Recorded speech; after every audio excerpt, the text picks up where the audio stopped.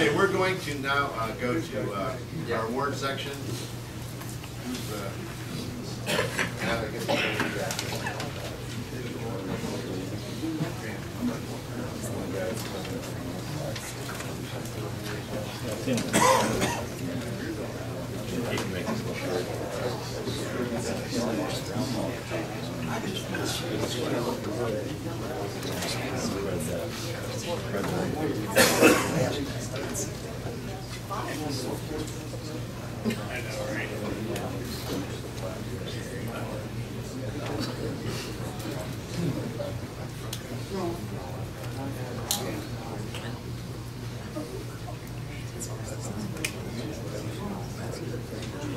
Good morning.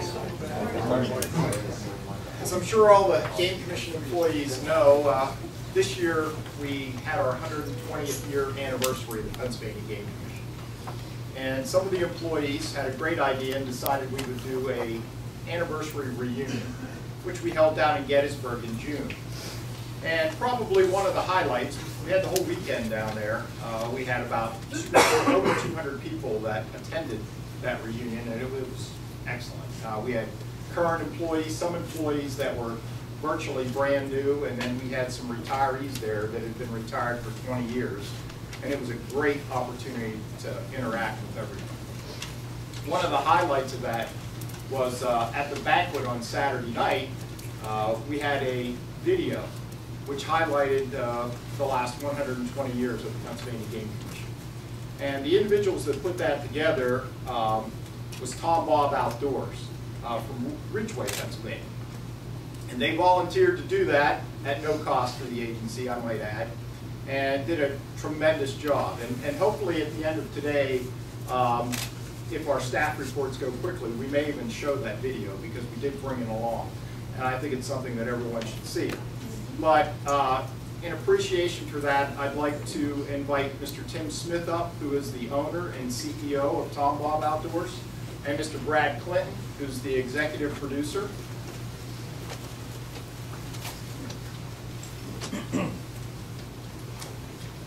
Tim and Brad, if you will come over here, we'd like to present you with this felt print.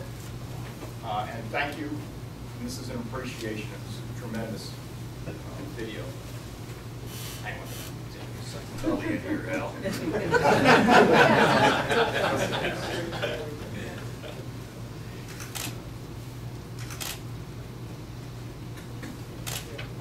That's why I get to stand in the middle of the print front.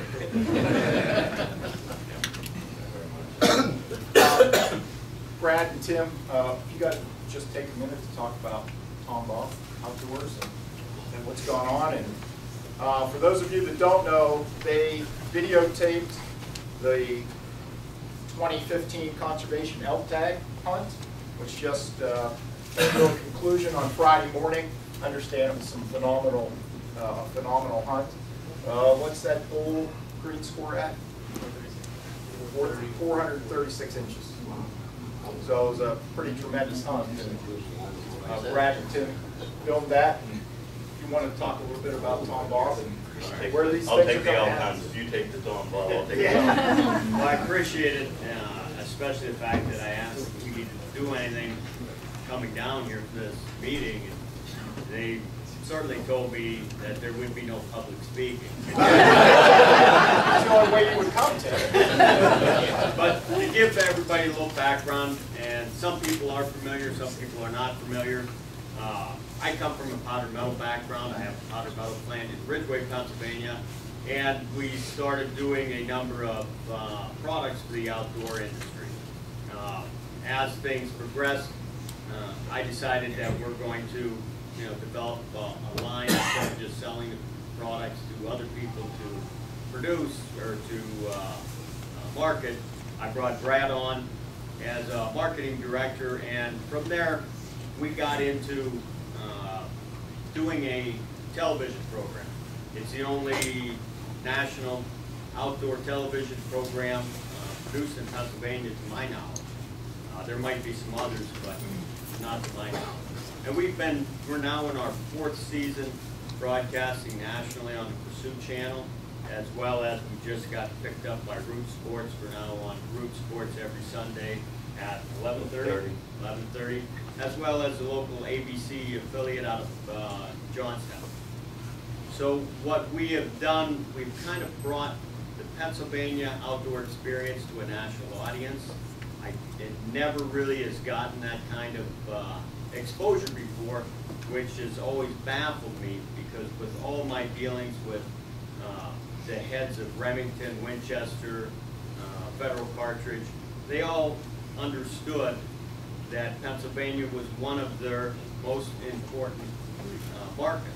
It's where you have a billion hunters, and I don't even know offhand the number of fishermen, but it's very important to them, and it's something that, from talking at some of the shows to many people who are outdoor enthusiasts, it doesn't garner the same respect as some of the other states, which has always baffled me. So what we decided to do was, along with promoting our products, we show what kind of fun there is in the outdoors. And hopefully, over the last few years we've been doing it, we've made some kind of an impact on that, and I believe the numbers bear that out. We really focused on the elk. We got on with bear biologists, and Doty went and did a phenomenal job on the bear den surveys, and that became one of our most prized shows out there, and one of our most commented on shows. And we've done that for a number of years, and it really has brought the idea of what the conservation officer does, what the Pennsylvania Game Commission does, and what the local volunteers do, and how we work in unison here.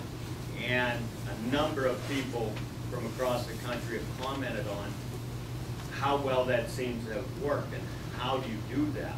You know, what's the magic there? And it's something that hopefully will be shown more positively and brought out over the next few years. Brad, you want to talk about Yeah, the first of all, George, thank you for the words of encouragement years ago. I appreciate it. George and I actually go back longer than most. So, first of all, Friends in Wild Places, it's been a pleasure to work with the Game Commission, and Jeremy and Doty and Mark and Hal and just everybody that helps make Friends in Wild Places a success. Without you guys, we don't make it happen. You make the video easy, you're very accommodating, you're easy to work with, and we're all yoked the same. We're pulling in the same direction. We just love the outdoors, we love what it stands for, whether you're a hunter or just adventure, and that's what we try to pull out at Friends in Wild Places. I'm a lifelong resident like Tim. You know, out my driveway there's elk and deer and everything, so it's just a pleasure to be part of this whole deal. And when I first met Matt, hats off to you and all the commissioners for allowing us to be part of you guys and trusting your brand in our brand. We really do appreciate it. I had an experience Friday. When you're hunting elk in Pennsylvania, it's not Winslow Hill. I walked more miles than I can imagine on, and I've had a chance to film all over the country. We hunted 3 to 4 weeks, and we were hunting wild elk, and it was an adventure between rattlesnakes and falling in the marsh and being old. Mark did a great job. We wanted to show a clip today, but we had some technical difficulties. Mark really represents who the hunters are out there. He got so choked up, he thanked the Game Commission, us, everybody. And here's a man that has as long hair as me, that's, you know, if a barroom fight broke out, you'd want him at your back, and yet he can't get the words out because he's overwhelmed, not because he killed an elk, but the whole experience. And we killed it on game lands, and it was just an experience to see this tough guy just totally melt into the whole deal of hunting. That's all you can say. When you see that, look for it. We're going to be airing it on Root Sports before the end of the year. Tune in, check it out. And again, thanks to everyone that helps with the show. Jeremy, you especially too. Thank you.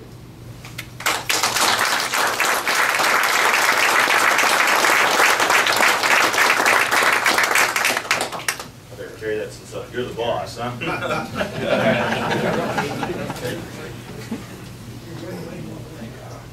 Good job, Brian. Thank you. Commissioner Schlemmer is now going to direct the next resolution.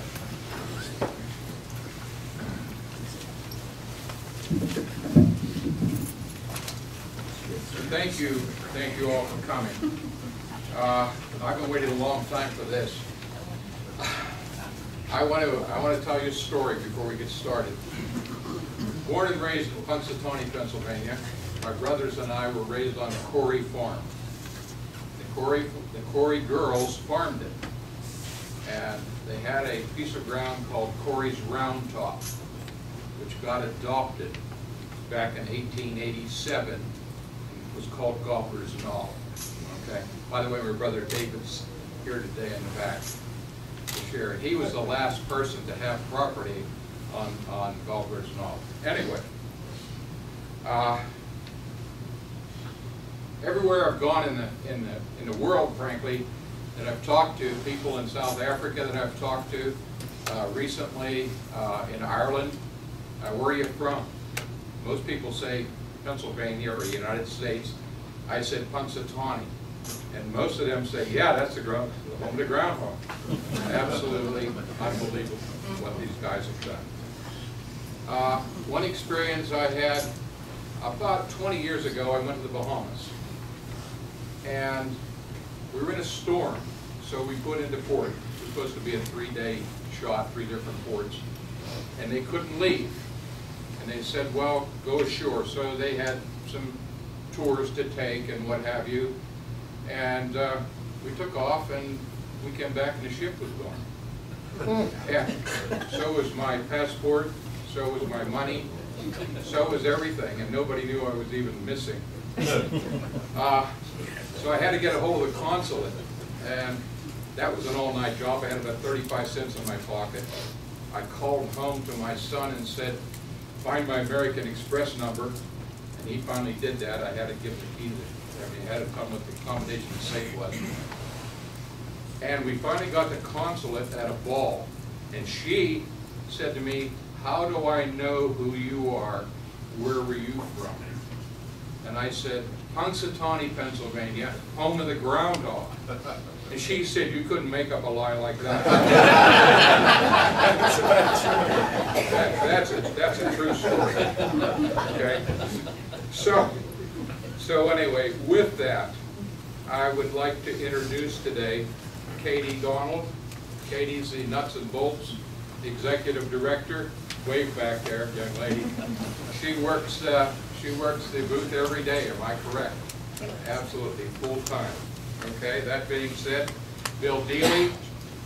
Bill's been president and funeral director in Punxsutawney. He has a lot in common with Tim Layton up here. Okay. And Butch Philibert, I've known since high school. Thank you for coming. And first of all, I'd like to have you folks put on your part of the program, and we'll move on with ours. Okay. We're going to get Phil down. We'll introduce him to you folks. Your game commission's 120 years old. Phil's 129. So because of Phil, there is a game commission. And you folks are very intelligent people. We think what you're doing is the right thing by making Phil, I'll get him down with you, and putting him on your shoulder patch.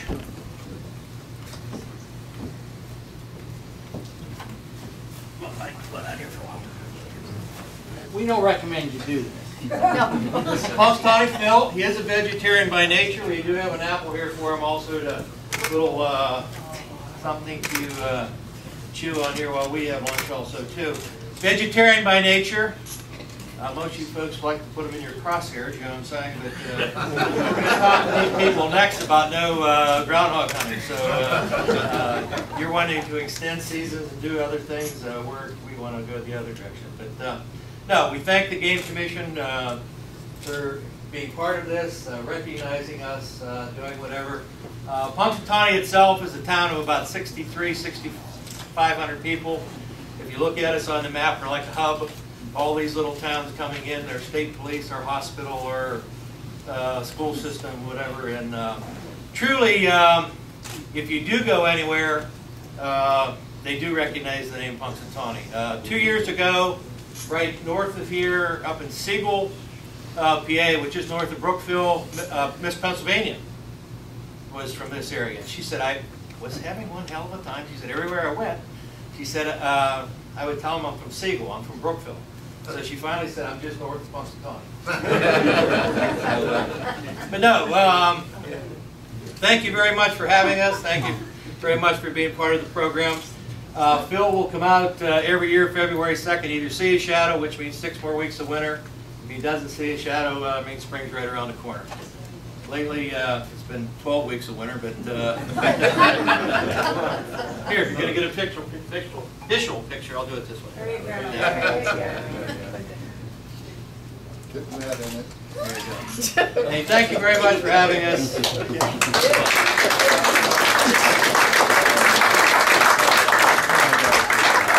By the way, Phil's going to be sticking around for lunch today. We'll do a little photo session. You want everybody with your phones today. You gentlemen would come over, please.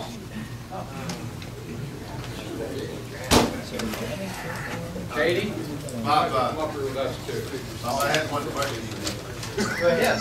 All the death threats are still received by here in that winter. I guess nothing happened. First of all, I am the interpreter of Phil. Phil does not speak. He speaks in his own groundhogese, okay? I'm not real smart. I failed to understand what he was trying to say. So it's my mistake. Phil did not make a mistake. Phil has never made a mistake. I am the one. I am the individual who makes the mistakes and interprets it to everybody. But no, I mean, truly, you know, we've had death threats. He's had death threats too. Columbia Pictures came to us, made a movie of Groundhog Day. You know what I'm saying? Butch and I could have been in that movie. We elected not to be in it. And they also wanted Phil to be in it. We said, if he's true, if you're going to make a movie and do whatever, get yourself a true actor or a stand-in, because Phil's not going. You know what I'm saying? But it's a fun day. If you've never came to Punxsutawney, come there and see us. We're neat. Come over. Put your in. Get the boss lady in. And also, to our executive director, better looking than your executive director.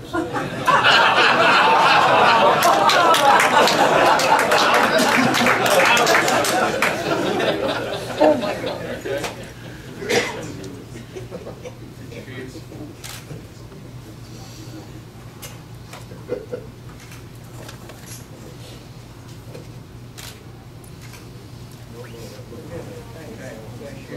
Thank you very much.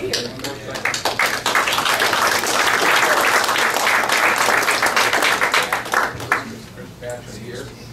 I just have my father for thanks to Denise. There you go. Thank you very much. Thank you. Very good. Thank you. Thank you. And notice Mr. Slinger here also too. He has his groundhog on his lapel. He's a good man. Thank you. Thank you guys.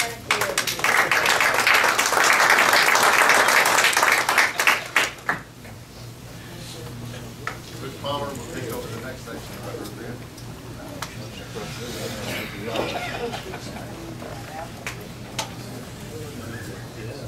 Next on the agenda is a presentation of a life-saving award, and to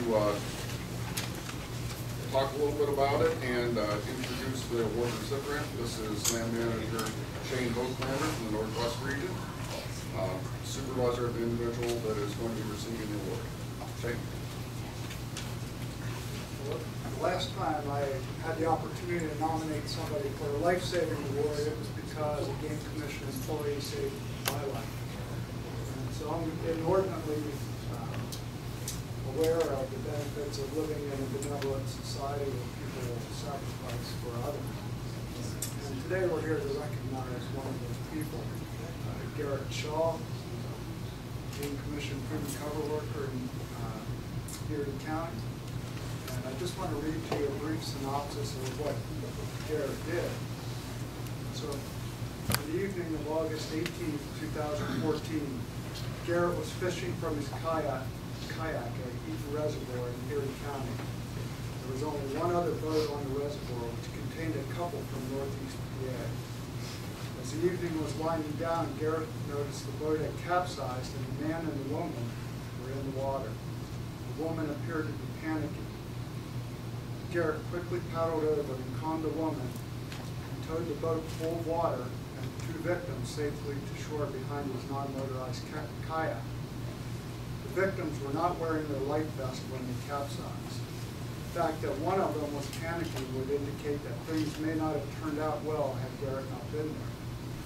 Garrett exhibited the presence of mind to recognize that someone was in trouble and without hesitation lent assistance to two distressed people without becoming a victim himself. His actions displayed courage, selflessness, compassion, and a rational approach to solving a problem that could have ended with the ultimate sacrifice. I have to say I'm proud to work for an agency that selects employees with those attributes. I'm honored to call Garrett a colleague, and it's my pleasure to be able to be here today to present Garrett with this well-deserved award. Garrett?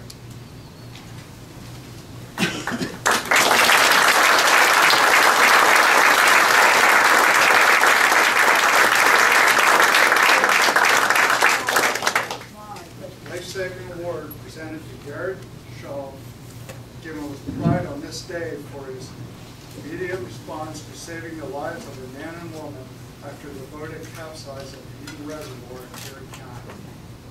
Congratulations.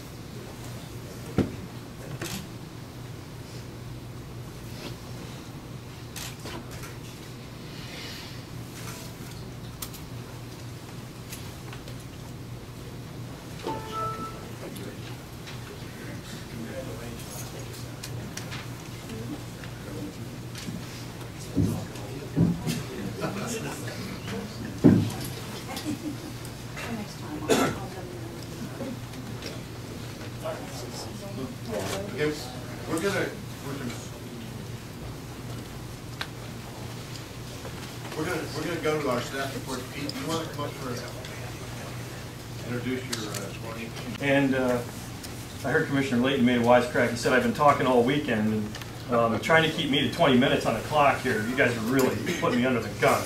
I haven't done a very good job so far. All right, well, bear with me. I think I've only got about 6 or 7 slides. This idea is something we've been working on for really just a short time here the last few weeks, and I just wanted to mention a couple things of how this kind of developed. Really thinking about the budget crunch that we're in the agency and looking at where we're spending money and how to do it wisely. We heard about Executive Director Palmer's presentation about our license fee increase proposals. I don't think anybody's unaware of that and our issues there. And looking at the forestry program and where and how we spend money, deer fencing was something that was eating up a big chunk of our budget. It's something that we don't like to do, but something that we found necessary in recent years, or in past years. In recent years, we haven't been doing so much of it. Also, thinking back to some of the deer hunter survey comments that continually come back about the things that affect deer hunters out there.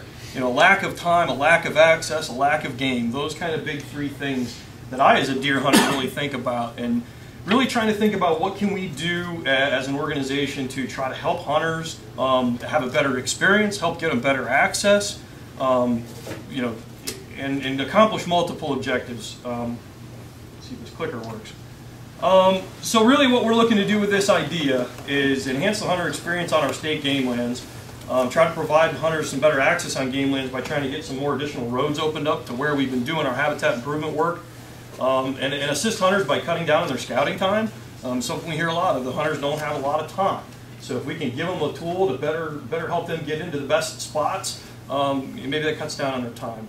And ultimately reducing deer deterrent fencing needs on game lands, but still mitigate deer impacts on the habitat, on the regeneration, where we're doing that great habitat work out there on the game So really talking about, number one, enhancing that hunter experience. Trying to help hunters find the best habitats by providing deer hunter focused maps. Instead of just kind of having a passive system where we provide information and make it available on the website and then hunters have to go try to find it and get to it, maybe trying to coalesce that stuff into one map for the different game lands to really show the areas where we're seeing deer impacts and where we think the hunters might have a better opportunity. Highlighting those accessible roads and those focus areas that contain the habitat improvement work by the Game Commission. And that picture of that deer, that was me in 2012, and I shot that deer back into an interior of a game lands that I had to hike pretty far to get to because we didn't have a road open to that location. But I managed to take that deer right on the edge of a recent timber harvest area on game lands. So just kind of an indicator of what can be out there. I was hoping for a bigger screen, but I think you can see things here. But talking about providing hunter access on game lands, that's a topic that I hear constantly at commission meetings. It's a topic I hear a lot from hunters about trying to find better ways to access the interiors of some of our game lands. The picture on the right is a picture of a game lands road that was built through a timber harvest. You can see in the background there was a recent shelterwood harvest. And this road was constructed as part of that timber sale. We have a gate on that road. It's just indicative of the types of infrastructure that we're improving as part of the timber sale program that we have. Last few years, it's been well over $1 million worth of infrastructure improvements on game lands that are borne by the timber sale costs. So revenue we're not spending, but revenue we're not generating. And it's important hunter access, and we're creating some great roads out there. And our goal is to try to get hunters access to those areas. On the bottom left picture there, you can't see it on this map, but this is Route 322 right here. And then the only main access artery into this game lands comes right down through here. These roads right here are timber harvest roads that we put in. You can see the great timber harvest activity that's been going on back there, but these roads are gated right there. So it's just an example of a place where we think maybe if we could help hunters find this, because if they're just out here on this road and they're just seeing this big forest out here, you're not getting back in there. Never find it. Oh, and the goal there really to try to get hunters within a half a mile of some of these habitat improvements. That's kind of what we're looking at. Like I said, assist hunters by cutting down on their scouting time. Trying to produce these maps, have them available on the website, the Go Hunt PA system.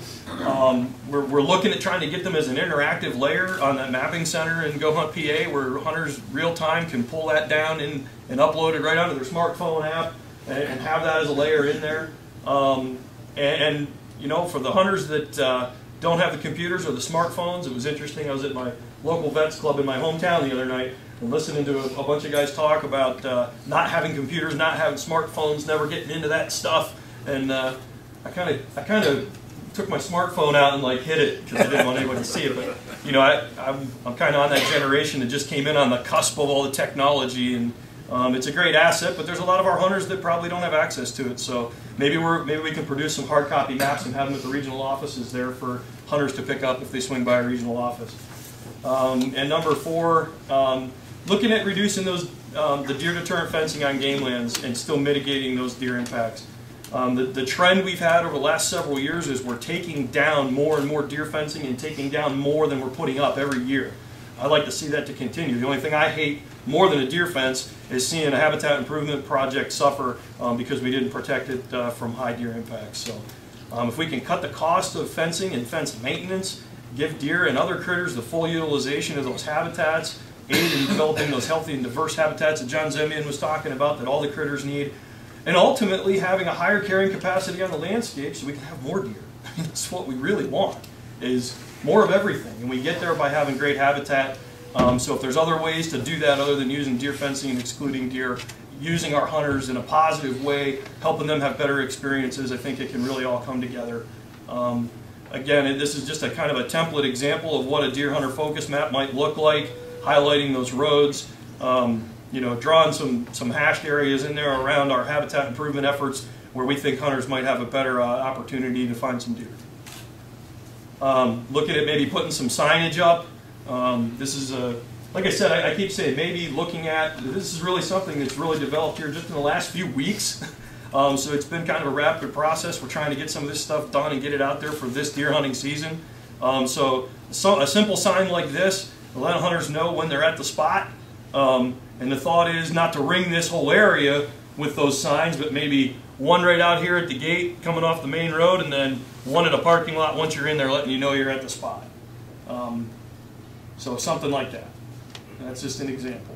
Summary, getting hunter satisfaction, increasing that on our game lands, giving them better success, letting them focus on those best habitats, helping them find those best habitats. A lot of times they're back in the interiors where you don't see them unless you take a good hike. And again, more info to come on our website, Go Hunt PA. That's how we're looking to reach out. So keep that under 20 minutes? Good. Okay.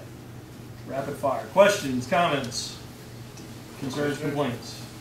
And this is, one more thing real quick. And I'm not naive to think that we're going to institute this on a few game lands and then we're going to draw the masses of hunters from Philadelphia, Pittsburgh, and they're all going to rush to these game lands to find deer in these deer hunter focus areas. I really don't think that's the way it's going to work.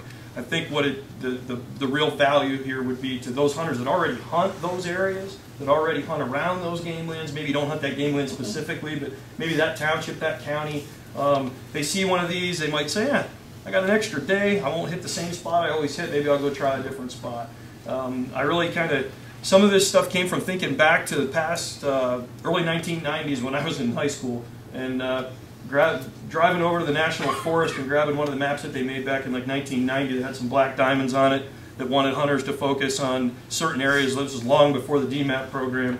And me and a bunch of buddies cut school on a Tuesday at Dosey's and drove over there, and by noon we were back with a truckload of deer. So thinking back to those great experiences, wanting to see hunters out there have more great experiences. Thank you, Dave. Do you have any sense on how many of these focus areas you might start with in the first year? What we talked about so far is each region probably having somewhere on the order of 5 or 6 game lands that'll have focus areas on them. Now granted, there's not going to be one on every game lands. We don't need it on every game lands.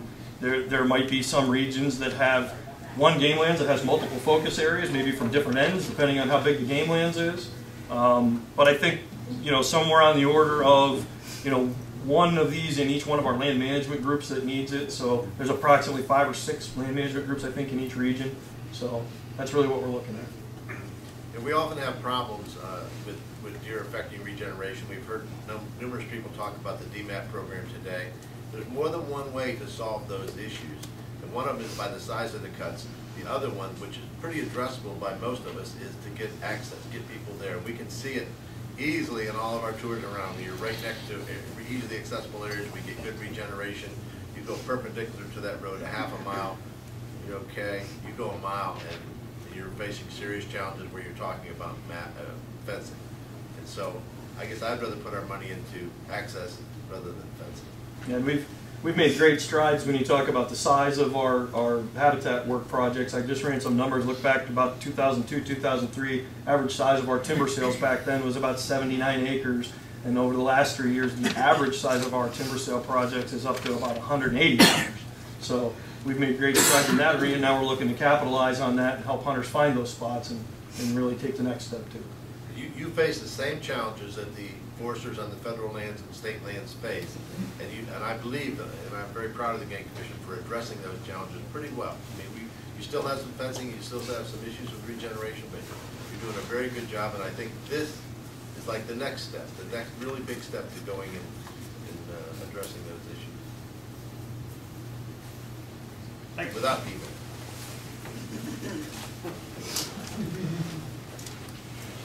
Okay, we have time for one more presentation by Eric Miller.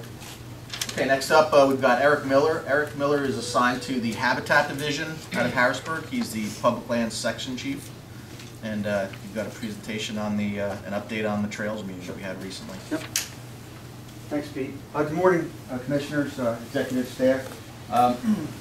One of the duties I have, in addition to the Public Lands Habitat, is a liaison for our trail system. And I wanted to give you a brief update today on where we are with that, being that we kind of pulled everybody together last year to really hash out after the idea of the user permit came up and to pull our end users in and really get some feedback. So what I'm going to do is kind of give you a brief update on where we are.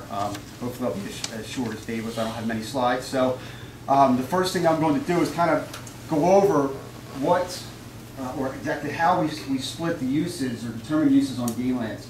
The Game Commission is very unique in the fact that we purchase game lands primarily to create habitat and to create hunting and trapping opportunities for our hunters. And that is our primary use. That's always been our primary use, and that will always, our goal, and always be our primary goal. But we also see the value in allowing alternative uses or secondary uses. Somebody had mentioned before the term secondary users, and I'm going to get into that a little bit. But Pete and I had discussed, and lately we've been using this term alternative user.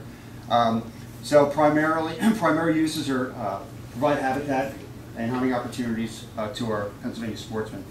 Alternative uses are those that are not primary uses, however, they do not negatively affect any of our primary uses. And then there are the incompatible uses, and those that show a negative impact to our hunting or trapping or habitat work, or would be considered a deviation of our funds or cause us to have some issues with our Pittman-Robertson funding that we receive from the federal government. So those are the three categories as far as uses go. And like I said, the primary is and always will be our goal to provide hunting and trapping opportunities.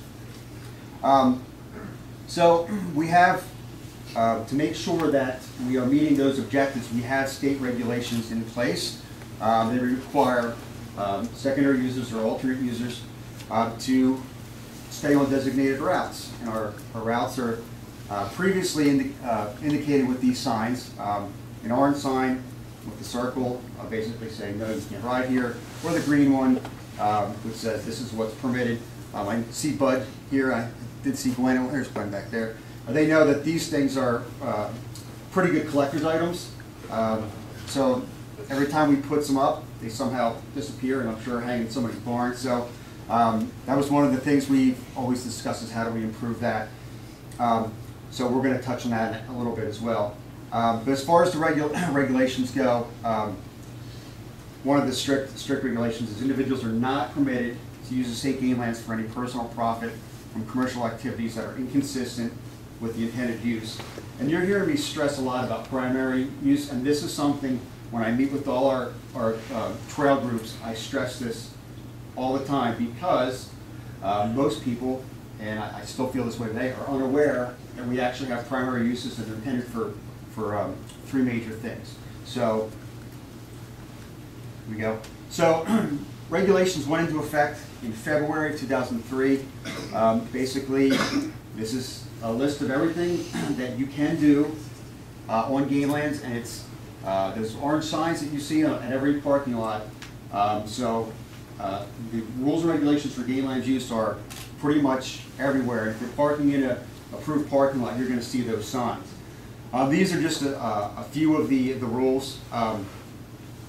Mainly, you cannot ride any type of non-motorized conveyance animal on anywhere but a designated route. And that's because we're trying to maintain the function of each game lands. But if you do choose to utilize the game lands for one of these other opportunities like bike riding or hiking or horseback, we list each designated route in each region, and it's located on our webpage, and they're constantly being updated. Some routes are being closed, some are being reopened, and we update our webpage regularly. Also, again, because, see that, because hunting and trapping and habitat work is our primary objective, we have oftentimes many restrictions during hunting season.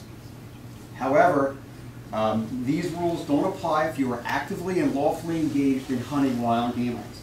If you're hunting turkeys and you want to bike in, you're good to go. Or if you're hunting from horseback, again, you're lawfully permitted to use other routes other than designated routes. You must, though, be engaged in lawful hunting. And I'm sure our law enforcement guys will say that they get that as an excuse all the time. Somebody may not even have a firearm, but they're somehow trying to say they were hunting anyway. So this led us to, about this time last year, I would think, there was the idea that was proposed of the Bureau of Habitat Management looking into the potential of a user's permit. And the reason for this was we were finding evidence of damage to game lands from alternative uses like mountain bike and horseback. And here's a couple examples. This is game lands 176, Scotia of a bike trail, and then there's a newly formed horseback trail across the creek. So the sad thing is that a lot of times, and Gwen and Bud can attest to this, it's the few bad apples that tend to hurt the law-abiding citizens. I know these guys do a great job of promoting only on-trail use, and they're a great asset and partners to have with the agency. But unfortunately, they don't reach everybody, and we have issues like this. So we did some research, and as everybody's aware, there was a lot of back and forth about, well, we don't want this, or support, and some people supported it, and obviously the alternative users were opposed to it. So what we did was we pulled together a bunch of stakeholders, and this is only a partial list of the people that attended last year, and several that did attend I see in the room here today. So again, we had a full gamut of organizations represented. We had our hunting, trapping organizations, we had our hiking organizations, we had our conservancy organizations, we had our snowmobile organizations, and former director Bill Capoyas pulled all these people together to sit them down and say what are the main issues, and this is why we looked at the permit, because there is negative impacts to our game lands that we need to address. So we had our stakeholders meeting. It was I guess this past early or late winter, and it was a huge success. And of the at the end of the day, there were several things that the groups wanted to really hit on. And the first was they wanted to form a focus group so that we could have the main representatives from the main organizations come and sit at a table with us and discuss their issues or any clarification that they may need. Another one was they needed some new signs, and that was kind of 50-50. We felt as an agency we wanted to do some new signs too, to make it a little bit more user-friendly to find where these routes are. They needed clarification on game lands functions, because at the first onset of the meeting, Bill said, how many people know the difference between game lands, state parks, and state forests? I think we got 3 people raise their hand, and they happen to all be some type of hunting organization or hunters. So hunters know the difference on game lands. Unfortunately, our other users don't. So that was one thing we needed to do, was get the word out to these other organizations. So another thing that came out was there was an overwhelming opposition to the user fee. And we left the meeting telling them that it's still on the table. Nothing has changed, it's still on the table. And that we would meet biannually with the focus group to discuss any new updates. So we had, the focus group is going to consist of people from the mountain bike groups. Bud and Gwen are going to represent the equine side of it. We have some hunting opportunities. I see Wes here. Hey Wes, we've got a job opportunity for you if you're interested. That's what I need, another job. So we have a good group of folks here that are going to help us kind of steer where we're going to go with game lands use. But the main thing was people were not aware of how the Game Commission was funded. They were not even aware of what our game lands objectives were, and really had no idea that there is a primary use for game lands. So we needed to do a better job of clarifying these game lands functions.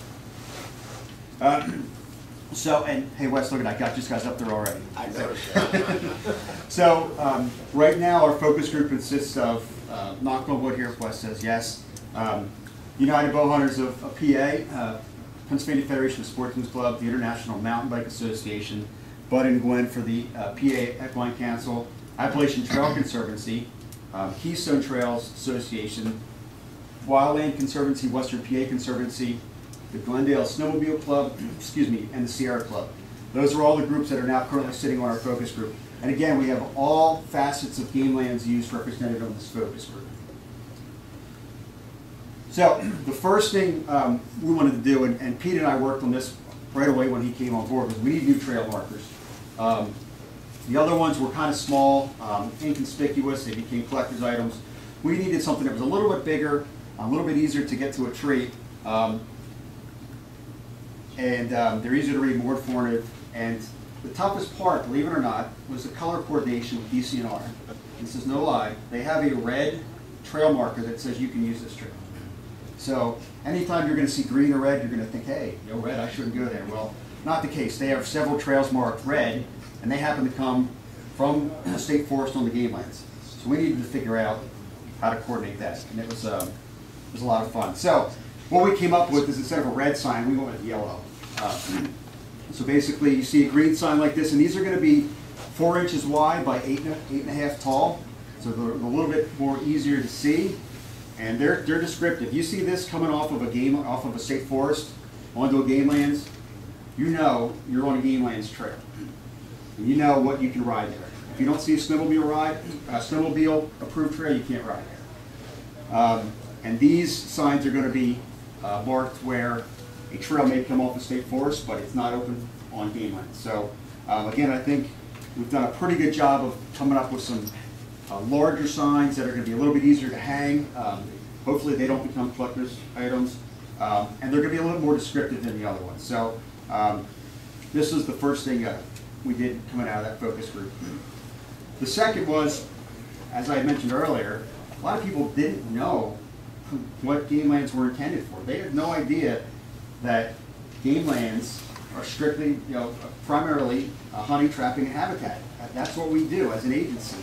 They didn't realize that, hey, matter of fact, in state forest, you can ride anywhere you want. It's kind of free roam as far as horsebacks go, and mountain bikes, but game lands, if you want to do that on game lands, you've got to stay to our designated route. So they were unaware that habitat creation and hunting opportunity are our primary objectives. And anytime we deviate away from that, we may jeopardize our PR funding. So one of the things I did coming out of that was, and Matt said in that meeting with us, we said, we'll help you out. We'll do a better job of getting the word out. So I have a copy here of a letter for you guys to hand out. This was disseminated to all of our focus group members for them to disseminate to their membership. And it basically details what game lands are.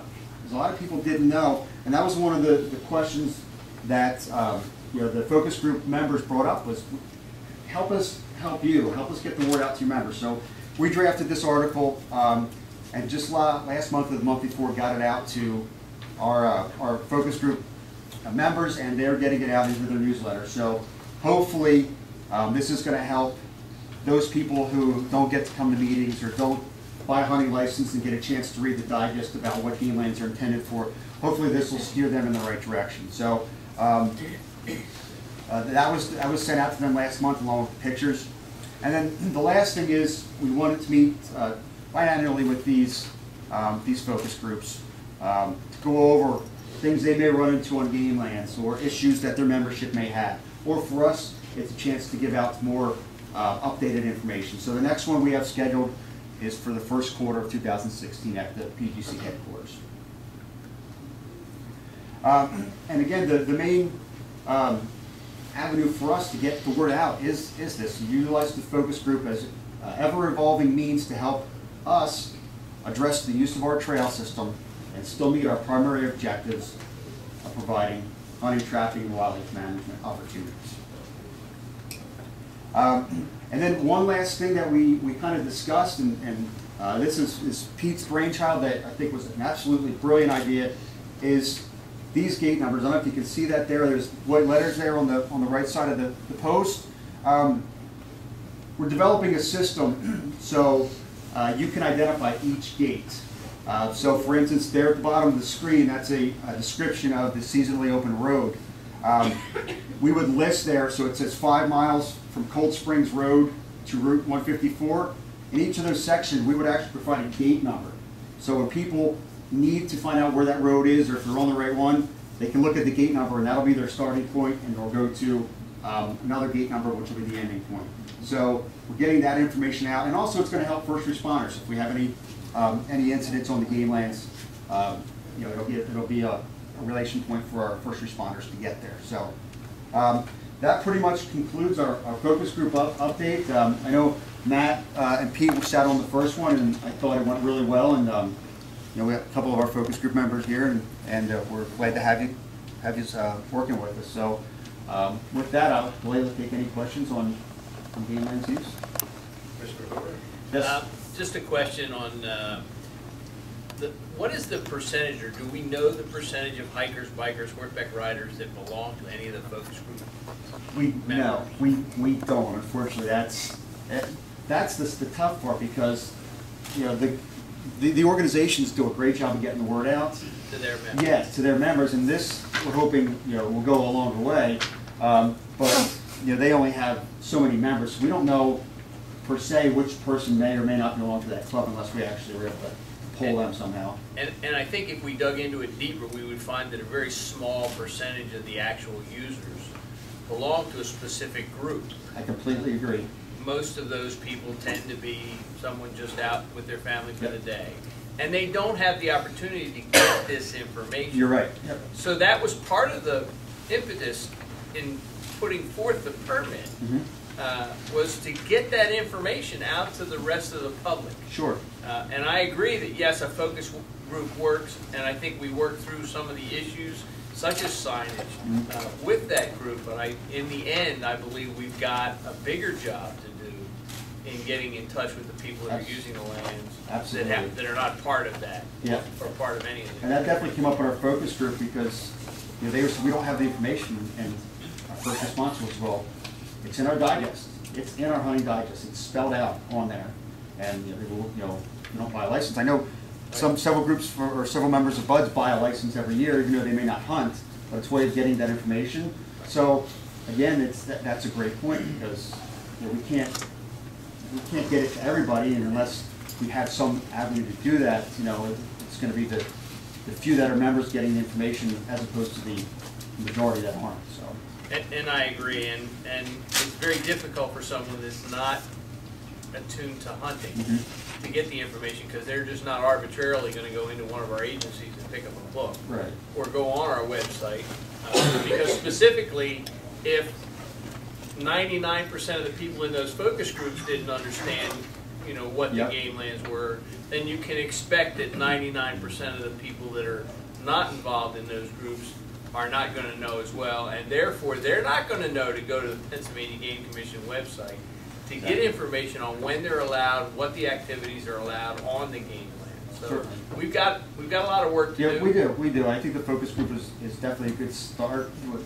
You're right. How do we reach the other 80% or whatever it is that is unaware? So we're definitely aware of it, and we're going to keep working forward to see what we can do with it. Eric, there's more than one way to skin a cat, or Commissioner Hoover might want to write him a letter. I might be more in favor of writing him a ticket. And we have done some.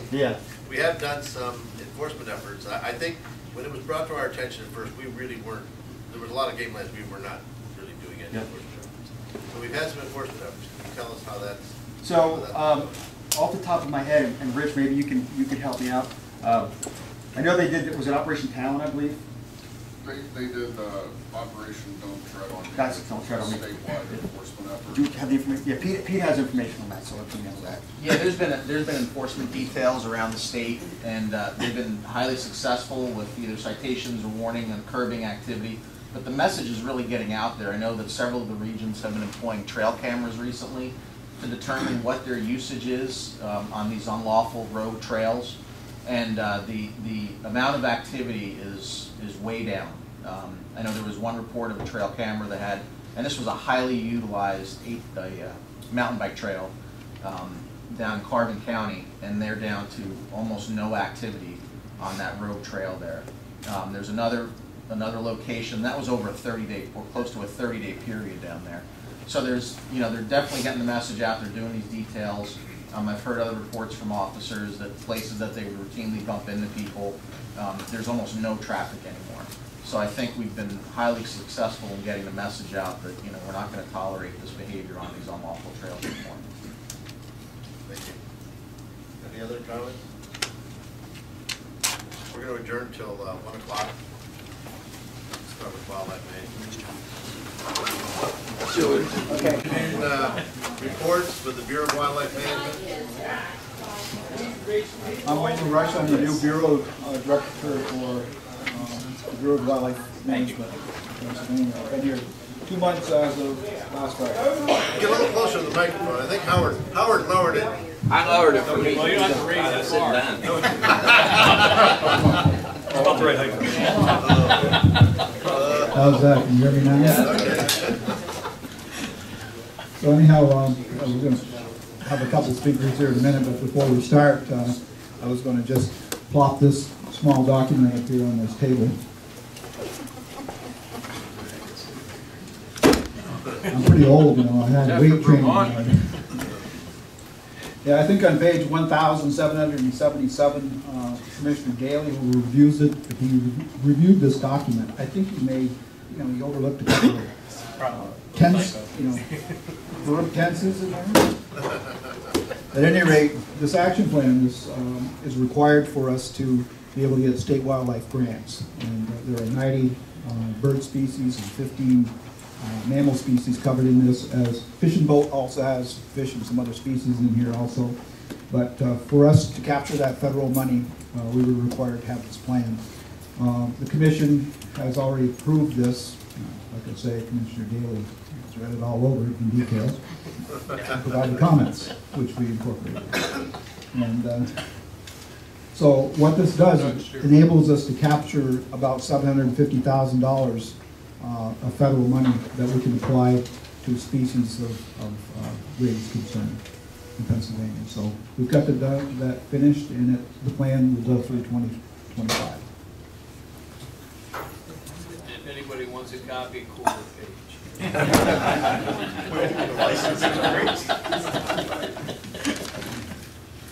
I'm going to have Bob Boyd come up. He's our Chief of Wildlife Services, and talk about what we're doing with our pheasant farms and avian influenza. We have a risk again this year of avian influenza. It could be devastating to our game bird farms if it was to get on there. And so we're taking steps to ensure our investment, this $4 million a year investment in those game birds. And we also want to make sure that we're not going to spread avian influenza across the landscape. So we're taking precautions on that, and Bob will fill you in on that, as well as talk maybe a little bit about our stalking policies.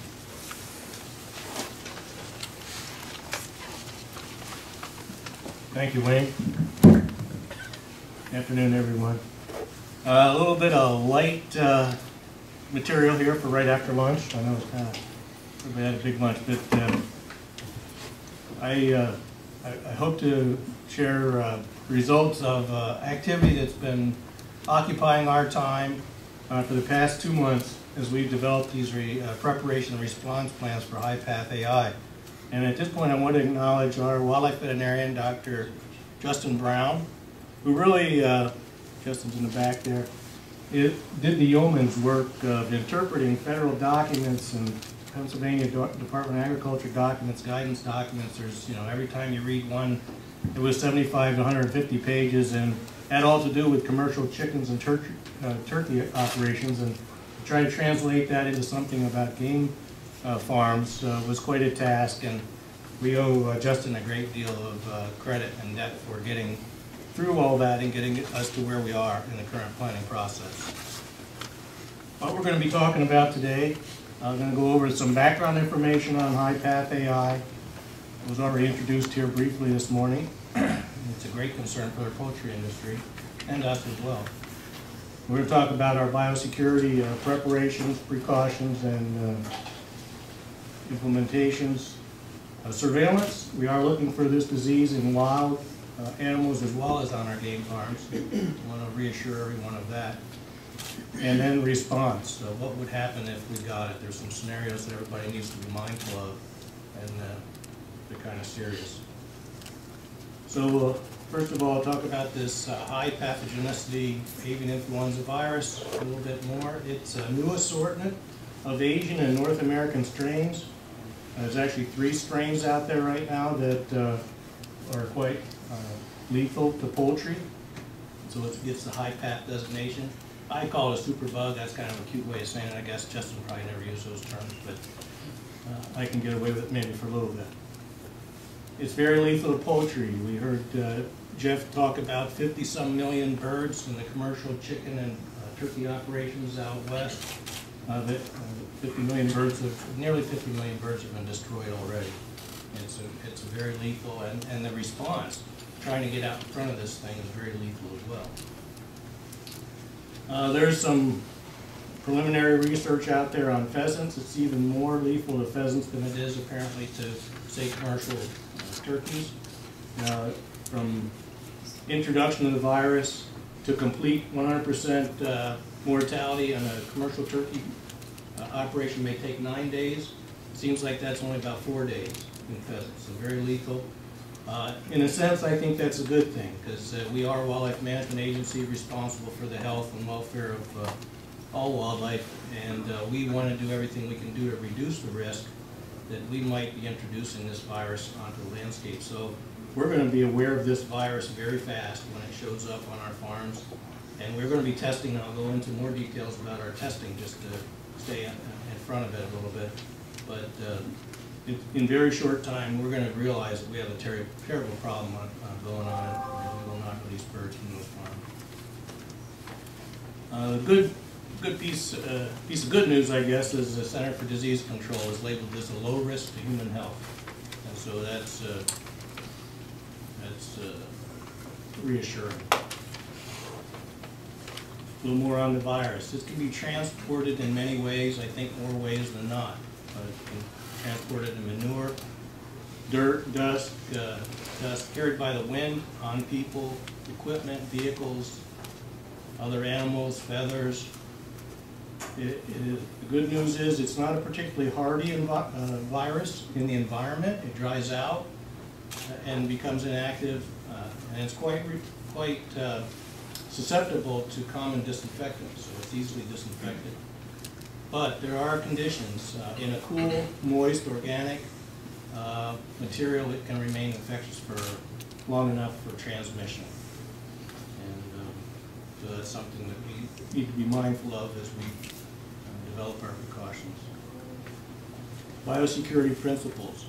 In general, we want to isolate our game farms and the birds on those farms from contact with avian influenza virus. And that means controlling human traffic. It's one of the things we can do. We can isolate pheasants from contaminated equipment or animals, or potentially contaminated equipment animals. We need to control starlings, rodents, and insects. And of course, you know, our game farm pheasants are raised outdoors. So even though we have poultry wire and netting to keep the pheasants in, it doesn't do a very good job of keeping the starlings out that are very interested in that food. And we also have rodents that we're constantly fighting, and insects can do whatever they want to as well. So our game farms are kind of wide open to the introduction of this virus. So we have to take very seriously the precautions that we can take to minimize the risk of getting it. In general, we have greatly improved our good housekeeping and disinfection practices on the game farms here over the last few months, and those activities will continue. Some of these high-risk factors that we can control. Well, number one, you need to understand that waterfowl is the primary source of the virus, and they can be infected without showing any clinical signs. And our agency personnel, our food and cover crews that frequently interact with waterfowl for their habitat and visit game farms during pheasant stocking is a potential source of introduction of the virus to the farms.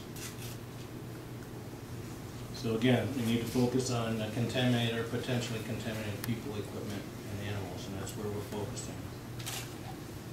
We've developed some biosecurity protocols for this year regarding pheasant stocking particularly. I've been to 5 of the 6 game regions at this point, talked to food and cover crews and the land management crews. I have one more meeting coming up with the North Central region later this or next week, and it's later this week actually.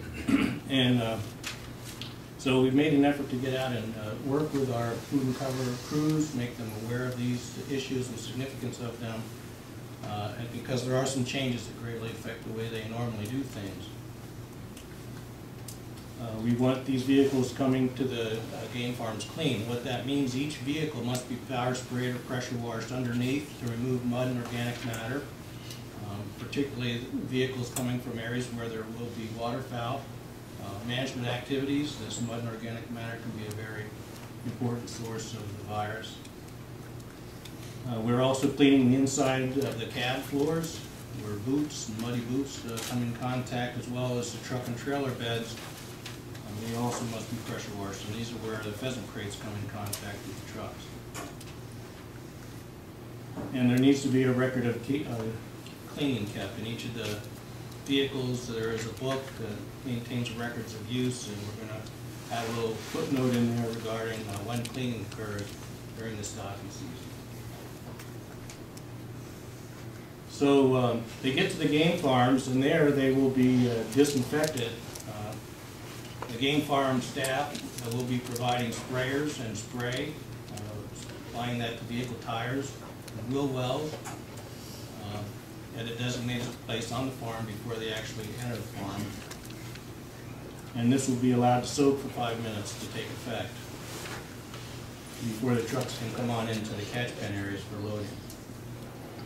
So these are some pretty major changes. It takes a lot of time to go ahead through the process of cleaning a vehicle up like this. It's probably going to be done the day before. Food and cover crews get up early in the morning and depart for the game farms. And it's certainly going to add to the time of this activity. And we also have our agency staff that we are focused on biosecurity protocols on the game farms, as well as our personnel coming to the game farms. A general recommendation, this is a pretty serious recommendation if you're on a commercial chicken or a turkey operation, that employees or family members should not own or keep their own birds at home. Now that's really, a lot of our folks probably have a backyard chicken or something like that. We're not going to be making them get rid of those birds.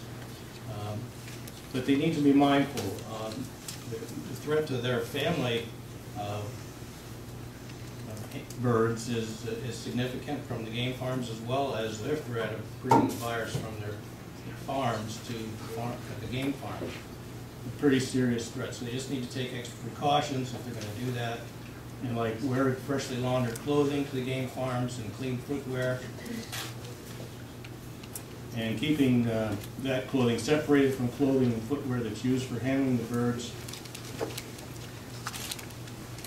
And in the special case of food and cover crews coming to the farms, we do not want them in any of our holding fields or catch pens this year. Normally, or in the past, they've been in the practice of helping catch the birds, get them crated up, and we're trying to avoid that possible source of introduction this year. Disinfection of wooden pheasant crates. This is somewhat of an issue. We can't really truly disinfect these wooden pheasant crates completely, not like if they were plastic crates or something like that.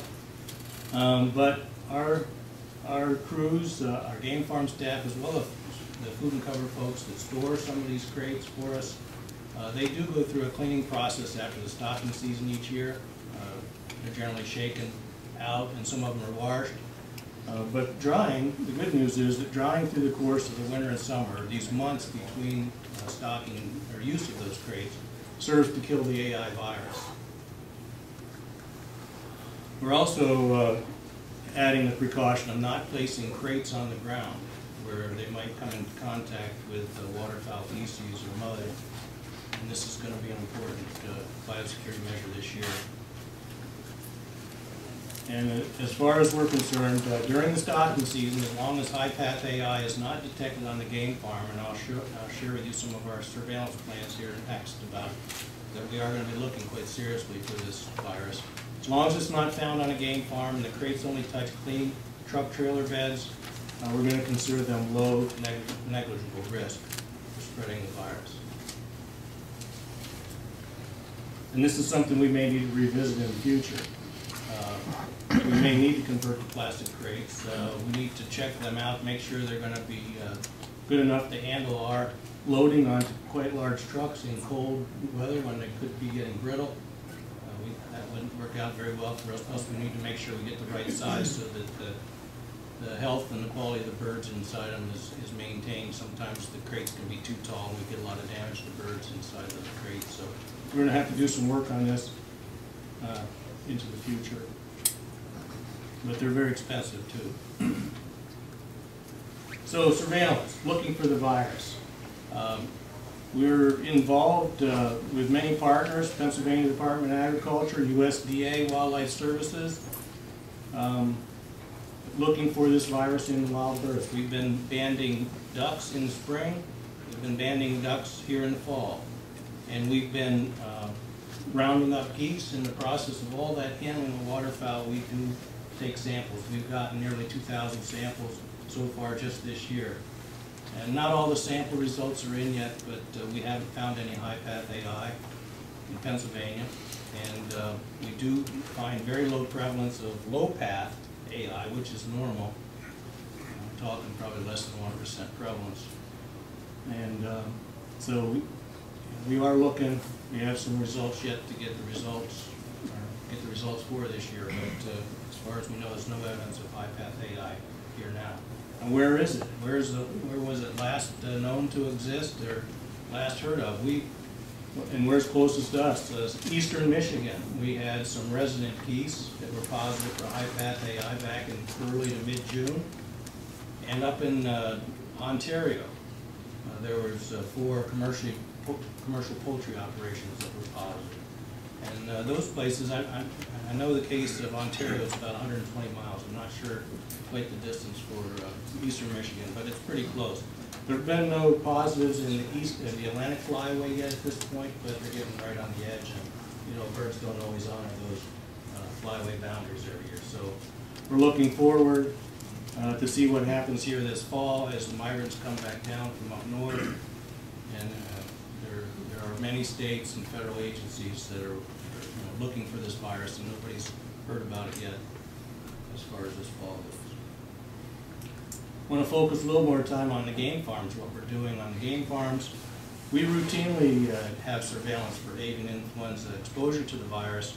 It occurs every 6 months in our breeders and every 3 months in the birds that we are raising for release in the fall. So that's just routine stuff that we have been doing and will continue to do.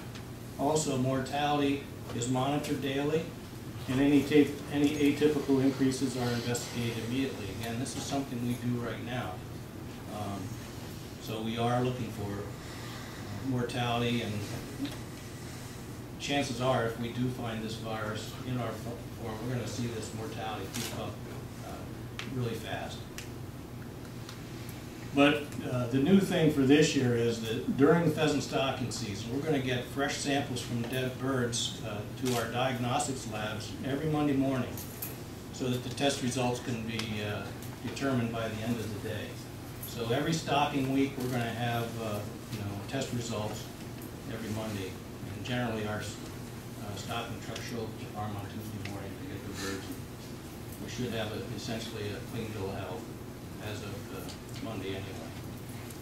So we are going to do that additional testing. And I mentioned dead birds. It's kind of hard to find this virus in live birds, like poultry, like pheasants, because generally the bird's dead if they have it. So we're looking at dead birds. Fresh dead birds are the areas that we have the best chance of finding the virus. Okay, response. Geez, if somebody gets it, if we get it on one of our game farms or if it shows up on a commercial poultry operation, there's some things to be aware of.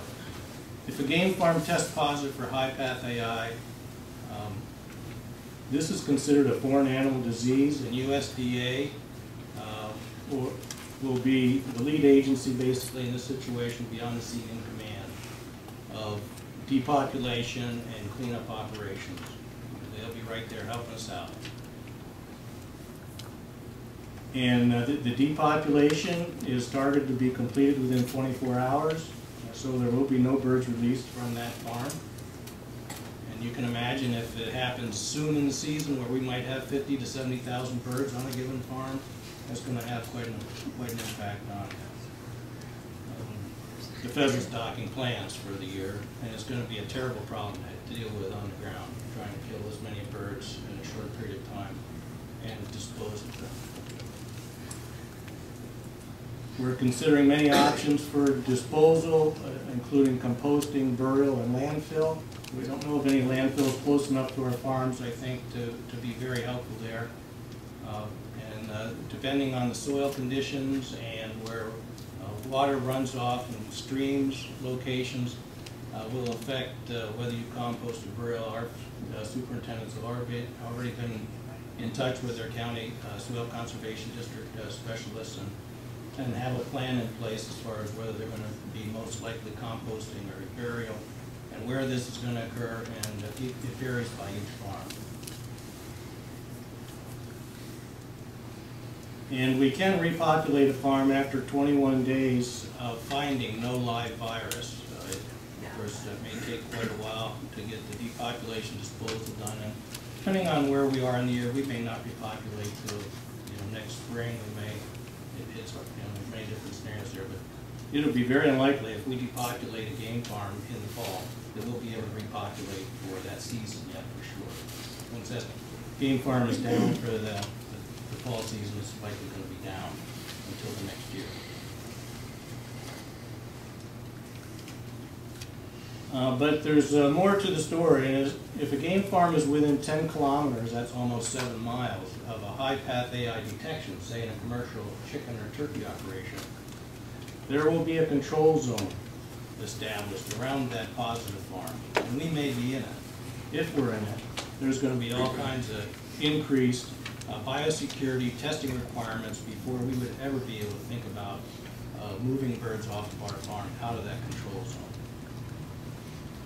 So in consultation with USDA and PDA, we'll be figuring out what to do, and it's going to depend upon the situation, the outbreak situation across the state, but we may, even in that situation where we don't have the virus on the farm, we still may be depopulating if we can't meet the requirements for biosecurity and testing to allow us to move our birds. If we can't test out in time before the pheasant season's over, we might as well just depopulate. It's going to be a tough call, but more than likely that's what will happen. And again, this is going to be dependent on the statewide situation. If there's an outbreak and it's early, maybe we'll have a little more flexibility. But if a lot of the state is already consumed in control zones, that likely will push us into a depopulation mode.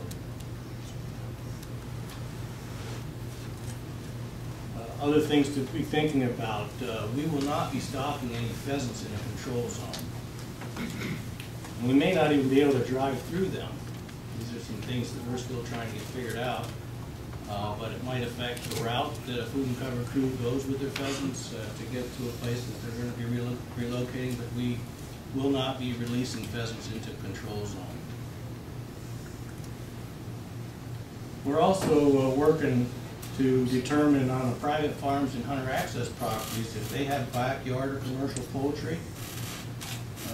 Our general approach is no pheasants will be released on those areas. And we've already had some industry folks contact the Game Commission, the food and cover crews locally, and say, hey, no pheasants for me this year. And that's a good thing. We're glad they're doing that, because it's certainly something we need to avoid. And we will want to increase our focus on game lands and other public lands instead of the private lands and hunter access properties. The reason, this is our best hunting, our best habitat, it's our best access for hunters, it's where we get the best return, our harvest rate on our pheasants, and it's also where we minimize adverse interactions with the commercial poultry industry. So just to give you a map, we have 4 game farms, and they each serve about a quarter of the state. If one of those goes down with high path AI, you can imagine the effect that's going to have on pheasant seasons in a good chunk of the state. Now, if it's early in the outbreak scenarios and we have some flexibility, it's easy, relatively easy, for us to have our food and cover crews go to a different farm and get their birds. If a farm goes positive and we lose 50,000 birds, we'll just start shortening the season. You can just, there's 10,000 birds for the winter season. There's 20,000 birds for each of the last two in-season releases. They're going to be gone. So we're going to have that many birds reallocated to the rest of the state. And this is very similar to what we did when we had the floods in 2011, kind of wiped out the North Central Game Farm and half the birds at the whale sock. And we still went ahead and stocked the rest of the state by having food and cover crews that went to those farms. They went to other farms and got the birds, but we did shorten the season.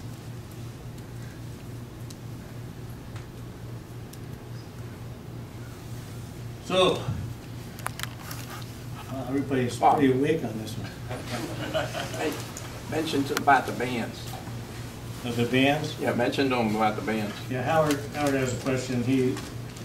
We do have not related to high-path AI, but we do have a reward band study going on where we're going to be measuring the harvest rates on our pheasants this fall. We did this in 1998, and we're going to repeat that this year. Back in '98, we found that 50% of our birds were harvested, 60% on game lands, 40% on hunter access properties. This will be repeated again this year. So not all the birds will be banded, but a sample, about 5,000 or so birds will be banded, and less than 1,000 of those will be reward banded. I have a question that relates to propagation, but I believe some of the whoopers were still scheduled to get the possibility to look at the wild trapping from out west. Is this going to impact that at all? Are you aware of? Or? I haven't even thought about that, to be honest with you. This is we've been in the practice of going out west, say South Dakota, and getting pheasants for the wild pheasant restoration areas. Yeah, I haven't even thought about that yet. I don't know if maybe Ian, It's a good question. We haven't thought about it. So.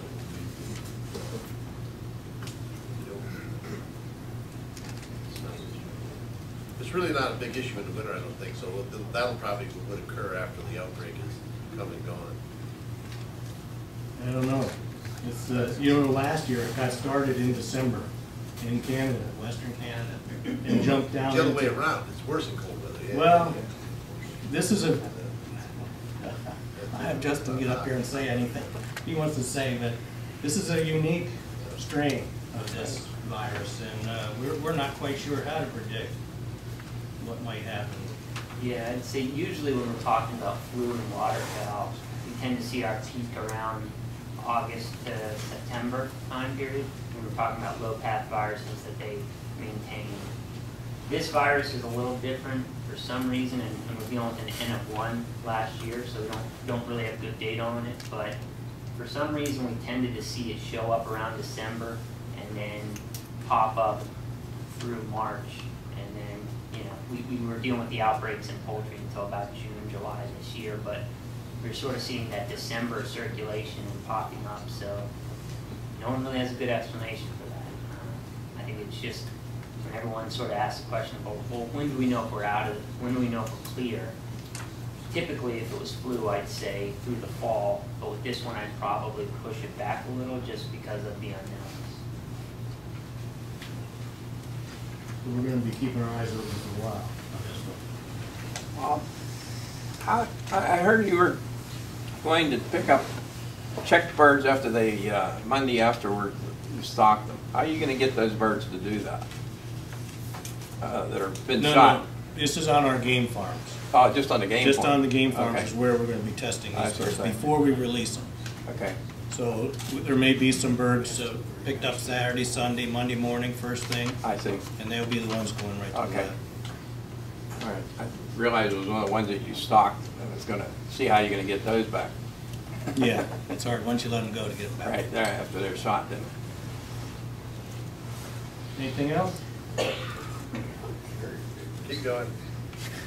I think I'll conclude at that. Thank you.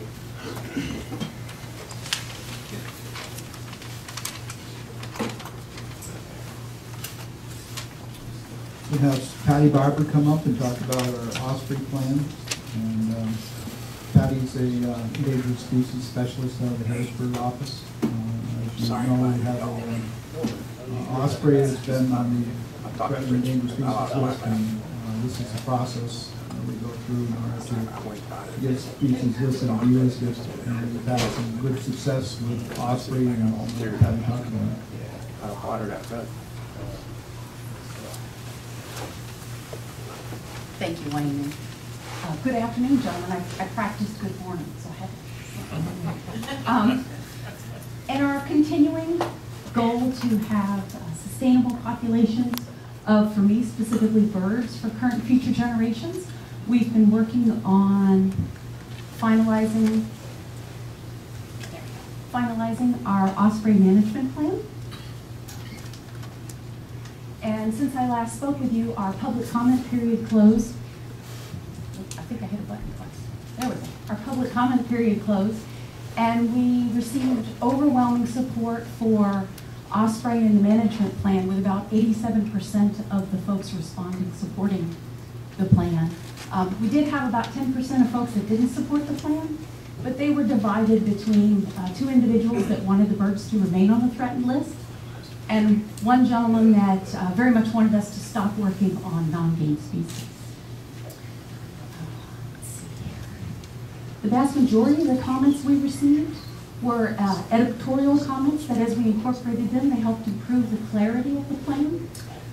The one substantive change we had did not come through public comments, but was our decision to use the 2010 data that we have as our first replicate of the population data that will help us meet both the numbers and the geographic distribution that are set for delisting of osprey. This will allow us to use the 2016 survey that we'd like to do as our second replicate. And if all goes as we anticipate, we'd be able to implement delisting following that season. And I'd just like to end by expressing to everyone that when we are in a period where there are a lot of negative feelings about our ability to affect conservation, that osprey are an incredible success story. Everyone should be proud of that, and this plan's the first step, but our continued education of the public and outreach will ensure their success. If you have any questions, I'd be glad to answer. Looks like you're in the clear. Excellent. Quick and dirty. Thank you very much. Good job. Thank you very much. Good job.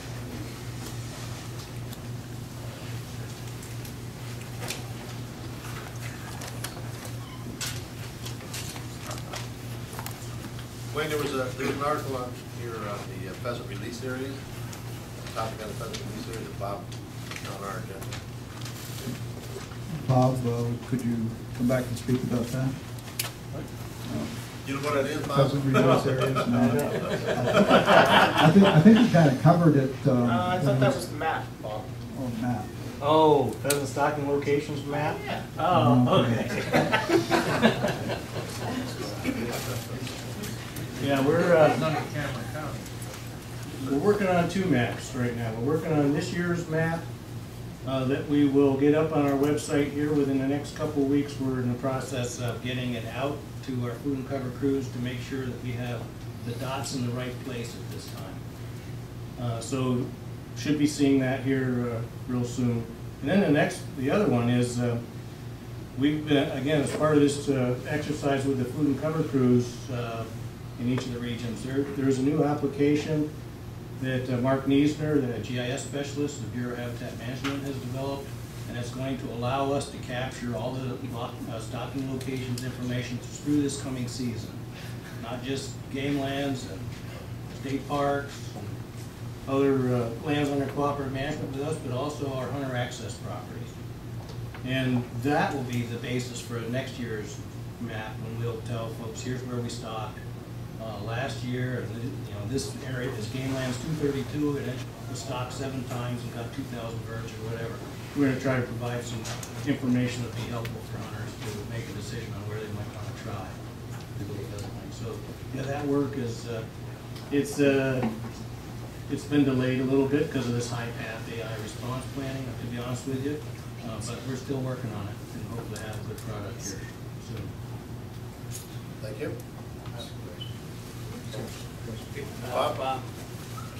Happy. Sorry. Nice try.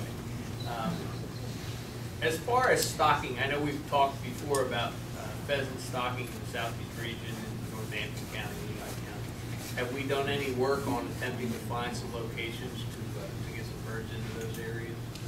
I think Bruce Metz would probably be best to respond to that. Yeah, we still have no cooperators or public land that meet with the SOP requirement for stocking, but we have we've initiated around Jacobsburg State Park, working with some local sportsman's group and the park personnel about converting some of their existing habitat that is not in suitable farm game habitat in certain areas, and convert that back. And the sportsman's clubs up there are receptive to it. They're working with the farmer that's on there. So I would say Jacobsburg would probably be the one spot that it's not going to be ready for this year, but hopefully we get everybody on board till next year. We can look at that. But as far as farm game cooperators meeting our SOP requirement for stocking, that really has not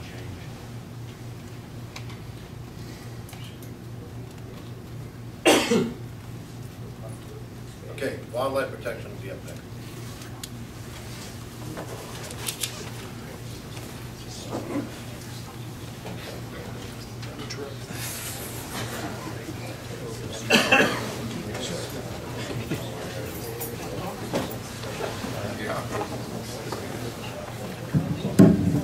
Okay, good afternoon, commissioners, executive office staff, ladies and gentlemen. It isn't often that I get a chance to come up here and speak about a law enforcement program, and I appreciate us moving the agenda along to give me an opportunity to come up here today. And I'm pretty confident that I can get us out of here at least sometime before dark, but I'll do my best. But anyway, I'm here to talk about a program that we're going to be implementing pretty soon that we're hoping that will give the public some recognition on the wildlife law enforcement efforts that our officers are doing out there every day, and also to bring attention to the negative effect that poaching has on our wildlife populations, both to our hunting and non-hunting publics. And that program is called Operation Game Thief. Operation Game Thief is going to be a toll-free reporting hotline that the public can utilize to report violations that they see to our wildlife conservation officers out there in the field. Before I get into Operation Game Thief, I would like to give you a little bit of history on how we got to where we are today with our toll-free tip reporting line. And actually it started back in 1996 with the passage of Act 184. In that act, the legislation authorized, actually they mandated the Pennsylvania Game Commission to create a toll-free tip reporting line. And also that same piece of legislation enabled us to pay a reward to individuals who provided us with information that led to the successful prosecution of multiple big game animals and threatened and endangered species. And starting in about 1997 until about 2007, that toll-free tip hotline was maintained in our South Central Region office. And we decided to do that because during that time frame, the dispatch center in the South Central Region office had some extended hours, and we thought that it was best maintained there. But that changed in 2008. And in 2008, the tip hotline, which is essentially a recording answering machine, was moved to the Bureau of Wildlife Protection in Harrisburg. And in 2008, we also added a link on our public website where the public could also go on the website and report violations in that manner as well. A little bit of problems with our old Turn the Poacher program. It was very labor intensive. Basically what it involved was if someone would call the toll-free tip hotline, they would leave a message on a recorder. They would hear a taped recording that gave them some instructions on how to leave the information. My staff would have to go in there on a daily basis, review the tapes. They would have to transcribe them to a notebook, and then make sure that that information was then forwarded on to the appropriate region. It took a lot of time, particularly in our busy time of year, which was the most calls we get are usually in October, November, and December. My staff would have to go in on weekends and monitor that machine and then make sure that we could get the information out to the regions as quick as possible. So there was a delay in getting the information to the hands of the officers where they can act on that information. Also, another problem was the caller's information was rarely obtained. Usually they were anonymous. We had no way of contacting them back again if the information was incomplete, or if the officers started an investigation and they needed to do some follow-up. Many times we had no way to get back in touch with these people. Another issue was because of the way the program was run, we couldn't really get some statistics on whether the information that they were providing was beneficial and we were actually making a lot of cases out of it. And today, the turn in a poacher or tip slogan is not as widely used in programs across the nation, and many of the programs are going to an Operation Game Thief, and I'll explain why that is in a minute here. But here's a little bit of history on the calls that we've received on the program since 2008. And you can see we really, in 2008, it kind of started slow. For 2 years, 2008, 2009, around 450.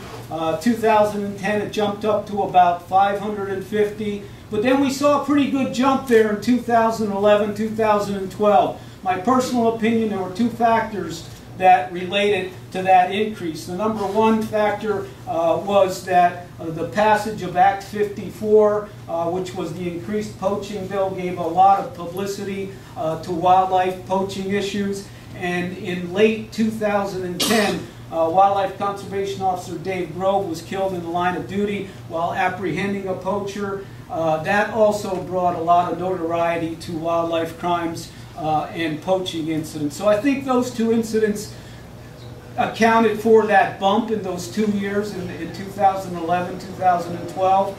But now you can see we're starting to go back the other way again. The numbers are starting to decline, and my bureau looked at that and we said we need to come up with a new program that puts wildlife law enforcement efforts back out into the public and puts the negative effect of poaching on wildlife populations back in to the public's view.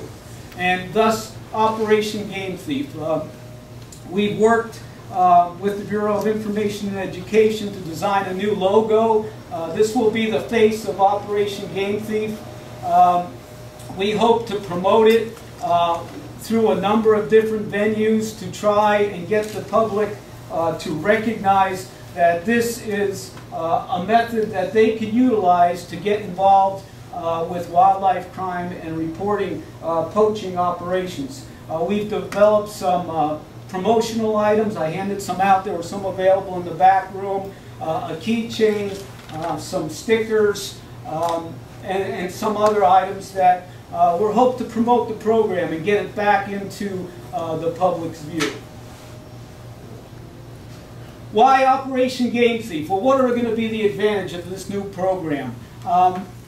What the biggest advantage is going to be is we're going to have an automated forwarding of the information to all the regional offices on the information obtained through both the online reporting form and the phone message system. When someone calls that toll-free number or they forward an online report form, it's automatically sent to all the 6 regional dispatch centers across the state to a special email account that was created for the dispatchers, and they will read it and they'll determine whether that call is related to their region, and if so, they'll immediately get it out to an officer to act on it. So it greatly increases the information getting into the hands of the officers where it needs to be. We've updated the phone message that the people will hear when they call into the toll-free number. The directions and the information is much clearer, and we ask them to include their personal information while we ensure them that if they do that, they still can remain confidential. All the viable OGT information received will now be generated into a CAD incident, and we'll be able to track that data, and we'll be able to tell how much of this information that we're getting in leads to successful prosecutions, how many rewards we're paying out, and things like that. So we'll be able to track the success of the program a lot better. And the Operation Game Thief is an international program with 41 states or Canadian provinces participating in this program. We've developed a logo for all the agency law enforcement vehicles. I'm hoping to have these logos printed by the end of next week. And this logo is going to be placed on all the law enforcement, on the back tailgate of all the law enforcement vehicles in the state. We're also going to make them available to deputies if they want to put them on their vehicles as well. And again, the idea is to get this logo out there to the public so they recognize this logo and the information, and they take the initiative to get involved with reporting these issues. We've printed up some posters. These have been distributed to the regions. We're hoping to display them in a prominent location in our regional offices, in our Harrisburg headquarters. We're hoping to display them at hunter trapper education courses, maybe hunting license issuing agents and sporting goods stores and things like that. So we want to get the word out there. Want to get that logo recognized with this program. On the back cover of the November Game News, we're going to be promoting the program just in time for our busiest time of the year, which hoping that, again, we'll get it out there and start building a data of new information and making some good cases with that as well. We're also going to develop a patch. The only difference is there you can see it has a little banner on the bottom called Operation Game Thief Supporter. Maybe many of you remember when we had the old sport program. We used to have a sport patch and we used to have a sport award, so when people would give us some information that led to a successful case, our WCOs would have an opportunity to present them with a sport award. Well, we're going to reinstitute that program here with Operation Game Thief, with an Operation Game Thief patch and a certificate that we can award people who provide us with information that leads to a successful prosecution. And last, if Dodie, can you click on that link and it should, we actually went live with this on our website today. And if you click on that link, it will bring you to the Operation Game Thief site that's on our public web page. And it's a little difficult to read from here, but when you click on that link, it's going to take you to the Operation Game Thief web page.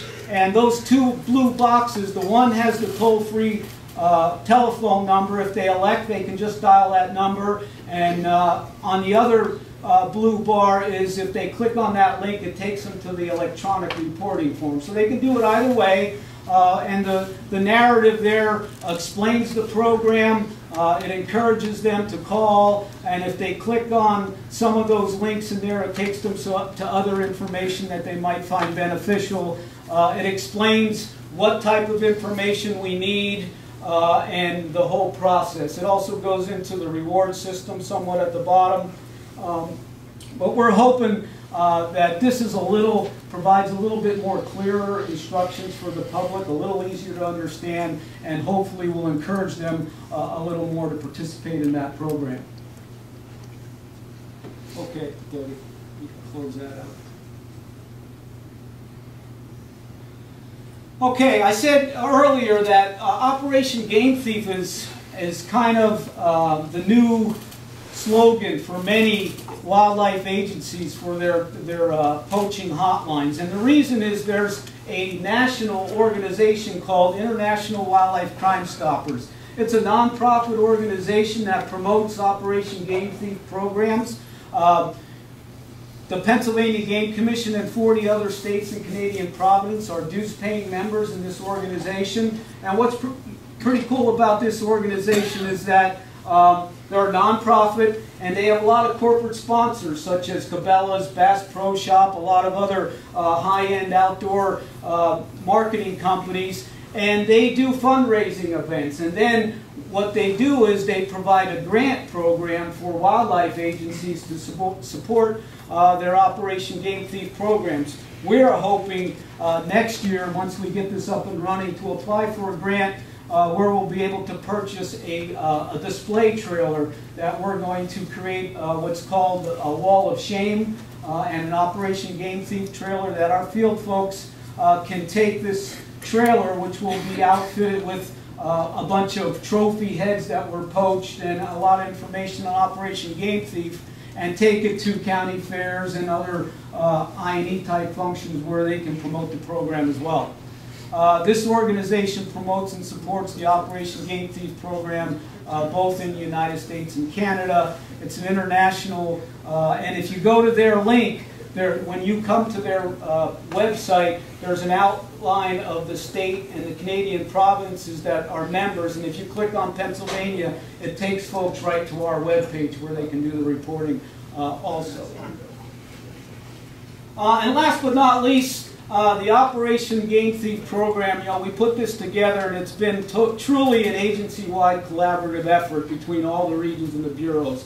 I mean, the Bureau of Information Education has been a huge help with us in designing the logo, in getting the logo printed, in coming up with the trinkets and the handouts and the game news and getting it on our public website.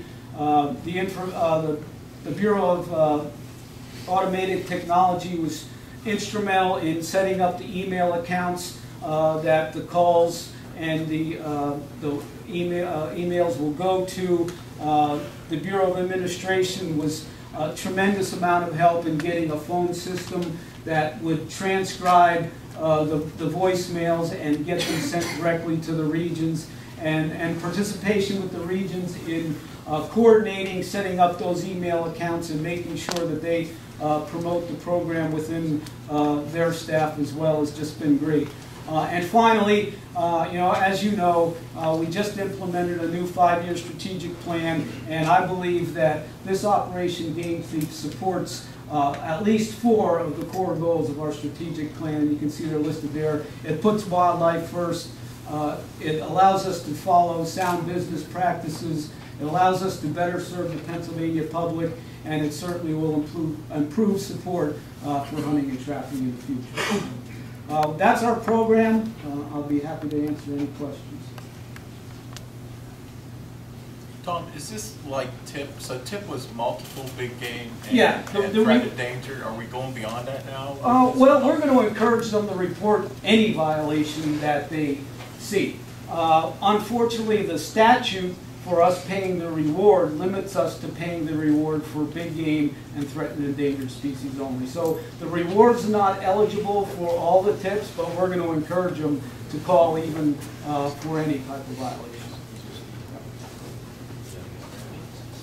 Okay, thank you. Thank you, Tom.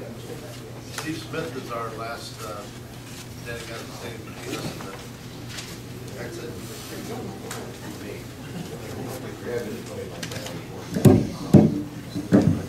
Good afternoon, Commissioners. Executive Office. Is that a good height? Can you hear me there? You got to raise it up down there. Take it up. Down there at the bottom right there. Loosen it up. There you go. There you go. All right, well, I'm just going to be brief because I am going to show a film. But first of all, thanks for saving the best for last. Just a little background. About a year ago, as has been referenced a couple times, and I'm sure most members of the board remember, we're going through the discussion on a game lands use permit. And in the Bureau of I&E at the ground level, we had an opportunity to have a first-hand look at the thousands of GM comments that were coming through, all the editorials, letters to the editors, articles about it, and it was blatantly obvious to us all, as I'm sure it was to the board, that there is a huge information gap in the general public regarding what our game lands are for, the history of them, the management of them, and what makes them unique. And we decided that it was a good opportunity to try to address that. The information, it wasn't a situation in which the information didn't exist. The information was out there, as been referenced. It's on our website, it's in our digest. But the problem was it wasn't in a context in which people were looking for it and people were receiving it.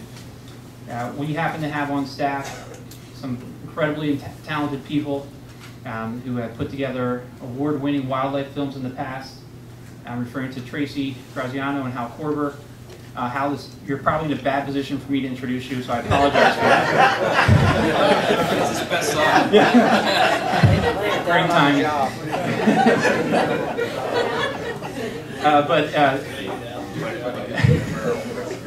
We figured we might as well use the assets that we have on staff and have them to develop this film that features our game lands, talks about how we use them and manage them, and also just from a broader standpoint as well. If you look at how much money the agency spends on game lands for acquisition and maintenance, at a time when we're asking for an increase in revenues, we should be able to show what we've done with the revenues we've received up until this point.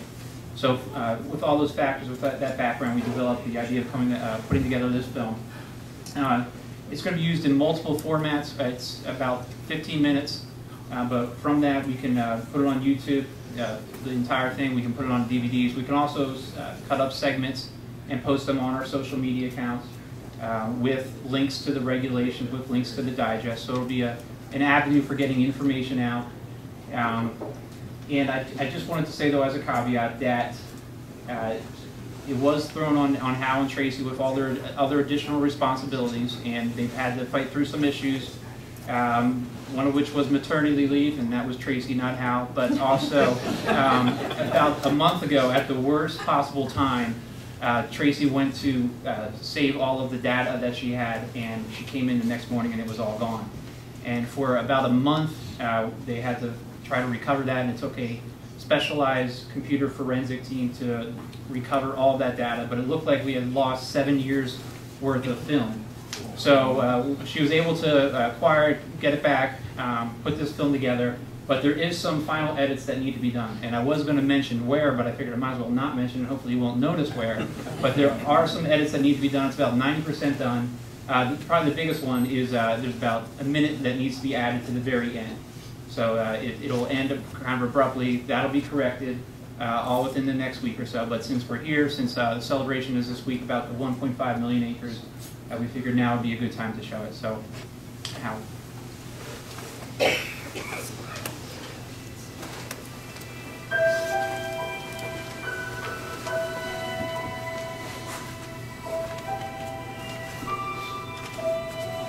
We stand now where two roads diverge, but unlike the roads in Robert Frost's familiar poem, they are not equally fair.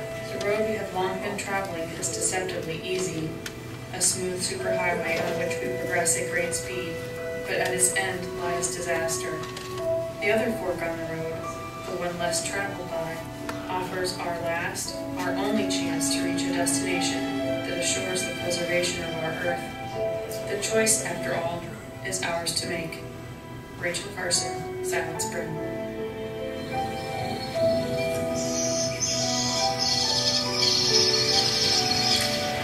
In 1895, the Pennsylvania Game Commission was brought out of concern for the loss of landscape and devastation of wildlife populations due to market hunting. Joseph Kalfus, Charles Penrose, and John Phillips were some of the first men to come together and take action for Pennsylvania's hunting and wildlife heritage.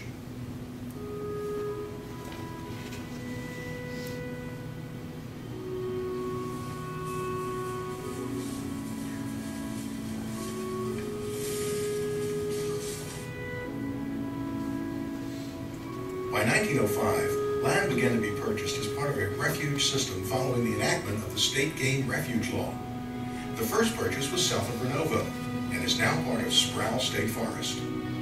The main purpose of the refuge system was to propagate wild game and give them a place to rest where they could not be pursued. Land was purchased with the idea of creating little Yellowstones within the state of Pennsylvania to hold on to places where wildlife could thrive and propagate. But in 1918, Joseph Kalfus addressed the Board of Commissioners. I believe it would be far better to have a law passed that would authorize the Game Commission to spend a part of the Sportsman's Fund annually for the purchase of land that would be open to the use of sportsmen forever, such lands being held perpetually for public game preserve purposes, only so the privilege of hunting is maintained. And so in 1920, the first state game land was purchased in Elk County, which is now known as State Game Lands 25. During the Depression, land was made more affordable by separating the mineral rights from the surface rights. And despite the difficult times, the Game Commission was still able to add to its holdings. However, there was and still is a limit to what the Pennsylvania Game Commission can spend per acre on lands. In 1920, $2.75 per acre was the limit. Sometime around the 1940s, the Pennsylvania Game Commission began forming partnerships with other organizations in order to secure acreage which would have otherwise been out of reach financially. For a state wildlife agency to manage such a huge land base is unique. Pennsylvania is the only state that has an independent wildlife management agency that owns and manages such extensive lands.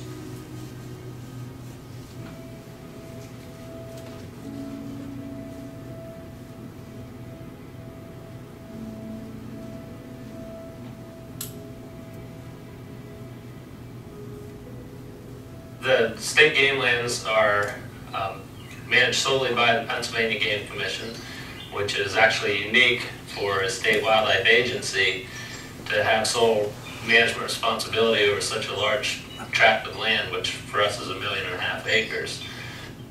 So we have multiple partners on any given project on the game lands, and those partnerships are extremely important with what we can do managing going forward. So what we're looking at today is Game Lands 38, and which borders the Bethel Water Authority, the Nature Conservancy, and a project that we put together between the 3 property owners to manage about 1,500 acres of Pocono Barrens. The Barrens area is kind of unique to the area because of the plant species and wildlife that it has here. And the benefit is really for managing for snowshoe hare, wild turkey, black bear, deer, and even golden-winged warbler. The area historically has always had fire. Ideally, we'd like to try to come back and reburn this about every 10-15 years. One of the greatest threats to wildlife today and wildlife conservation is the threat of development. Over 300 acres of open space and habitat are lost per day in Pennsylvania. And that's why the game lands and the continued acquisition of game lands and other public conservation lands is so important. The Pennsylvania Game Commission is divided into 6 regions, each with assigned land managers who oversee habitat projects at their respective game lands. Land managers prescribe various management practices with oversight from Harrisburg on game lands and its properties, which are carried out by the Game Commission's food and cover crews and regional foresters. Whether it's controlled burns, food plots, wetland creation, herbicide application, placing and maintaining nesting structures, brush removal, periodic mowing, or tree felling, our staff are capable of creating wildlife habitat.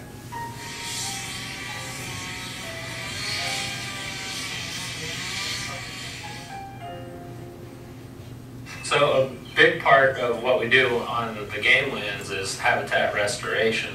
And over the years, quite honestly, we haven't gotten a lot of prime farm ground. We've been able to get some land that in the past perhaps has been abused by past practices. So a lot of what we do is restoration of habitats, whether that's acid mine drainage restoration, water quality restoration, or reclaiming abandoned coal mines, for example. Those restorative practices are a lot of what we do on the game lands, because a lot of the pieces of ground we get are in pretty bad shape when we first get them. Some of the practices we do with managing fields or meadows or wildlife openings, that's primarily done by our food and cover crews. Some of the practices include things like planting, disking, mowing, the use of prescribed fire, and those herbaceous habitats, those fields, are really important for a lot of species that depend on them. Forest management is a very important part of what we do on the game lands. Our game lands are well over 90% forested. And with forest management in general, what we're trying to do is intersperse different age classes of forest across the landscape. Having some young forest next to some older forest interspersed with middle-aged forest. This provides for maximum habitat diversity, providing for the most species out on the landscape. If we think of white-tailed deer, for example, they're going to really depend on those young forest areas for browse, for cover, for fawning cover, but they're also going to depend on the older forest areas for things like acorns and hardmast. So it's very important when we're developing forest management plans that we're interspersing these different age habitats across the landscape. And the way we do that, our primary means, is through commercial timber sales.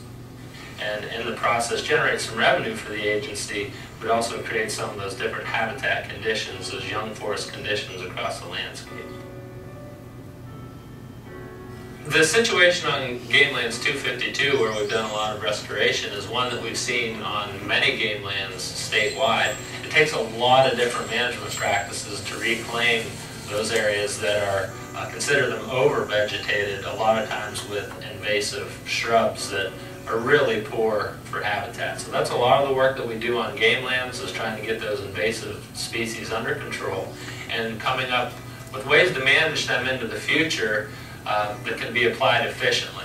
And there again is one reason that prescribed fire is becoming such an important tool in our toolbox, is that we can use fire in a lot of those areas every 3 to 5 years, keep some of those invasive shrubs from coming back in the dominance that they once had. So in addition to our primarily forested game lands, we also have some gems that are on better agricultural ground. And most of these occur in the valleys of Pennsylvania, and most of the surrounding landscape is intensively farmed in row crop. So it's very important on those game lands that we provide habitat throughout the year. In a lot of cases, we're managing things for cover and diverse food sources, and intermixing that through our own plantings or the use of sharecroppers with some row crop agriculture on the game lands as well. It's just a matter of coming up with that balance, making sure you have food, cover, and multiple habitat aspects through the whole year.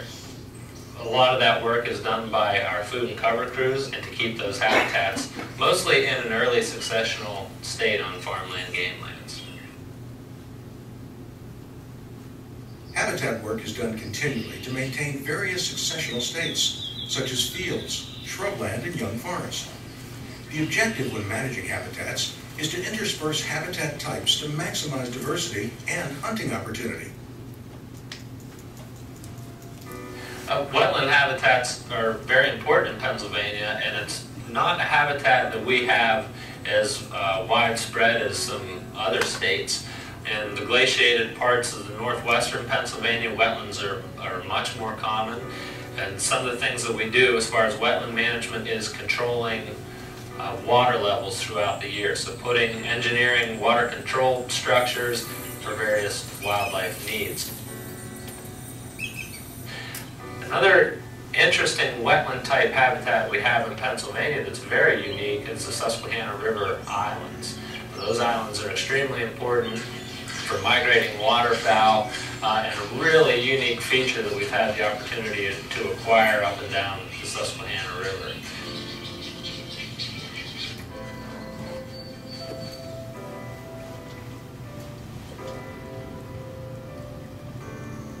In 1965, over 50 years ago now, the millionth acre of game lands was purchased in Venango County and became State Game Lands 253.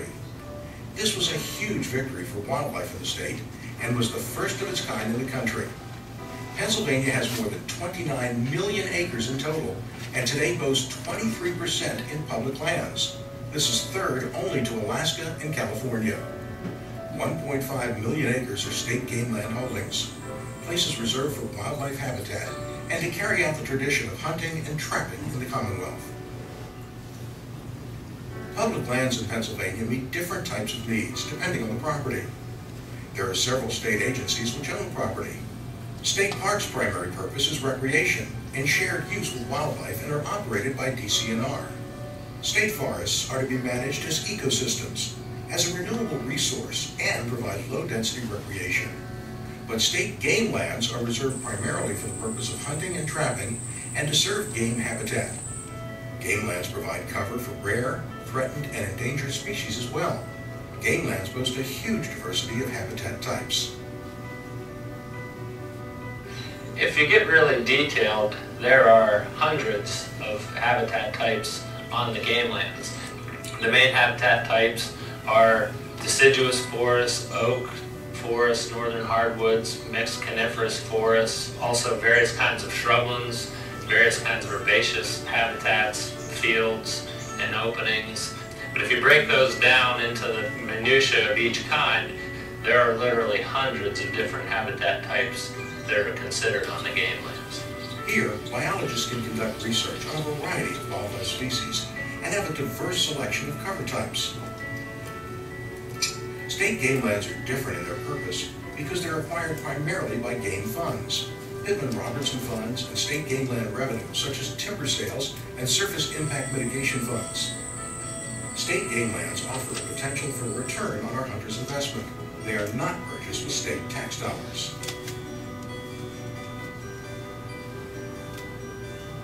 In the early 1900s, $1 of each hunting license sale went to the purchase of new lands. Today, all hunting license fees go directly to the game fund. There are limitations, however, to what the Commission can spend per acre. This has changed over time, but the current limit of $400 per acre was set in 1987. To meet the difference in purchase price, the Pennsylvania Game Commission partners with many organizations to secure additional holdings. Practically from the very beginning, individuals have donated land and organizations have purchased property to donate to the Game Commission. I'm just really grateful that I had the opportunity to have the game lands. It was the biggest, best thing in the world is to find a place that you could go. The mountains and the quiet. Didn't have to worry about signs, people telling you to get off their land or running you off or anything. It's just a great place to be because you have that flexibility.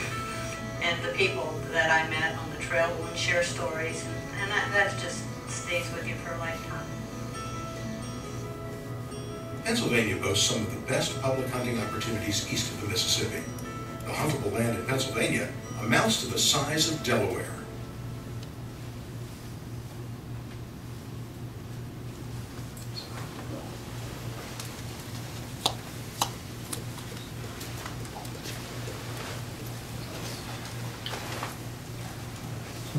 All right, and as I said, Tracy will be finishing the ending of it. That's where we are as of now. We'll be making it available. DVDs, YouTube, we'll put it on our social media as well. Any questions and comments on the film? Good job. Thank you. Well needed. I do have some late breaking news. We have one more speaker decided. Come on, Barry. Hey, you guys decided to come to North Central. And we appreciate your hospitality. A lot of hard work went into putting this all together. Well, one thing that, many things are happening, but one thing that was kind of unique this year is the elk cam. How many here have seen it? Okay, if you haven't, you want to tune in. Not too long ago, well, Steve Smith came up to me and with an idea about, he says the Eagle Cam, which you're all aware was so successful, he wanted to give a try for an elk cam. And as soon as Donnie figures out how to do that, okay. No problem, no problem. Sound effects and everything. You did that on purpose too long. Yeah. You went too long. Now, Steve claims that it wasn't his idea, but I realize now that Steve is an attorney, and deniable plausibility was there in case it didn't work. But it really was. It came from Steve, and he handed it over to us, and we said, we'll check into it. And I see Colleen's in the room, Colleen Shannon, and with her and some of the others, we decided to look around, Dodie, myself, and some others, we decided to look around and see where we wanted to put it. So we had a meeting and came up with some places on Game Land 311 that would have a good possibility of seeing elk.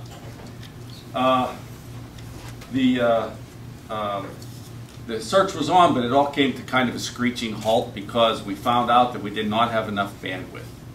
That, I don't know if you've been through the North Central much, but we don't have much cell phone, much internet. We don't have much of any technology, which I kind of like.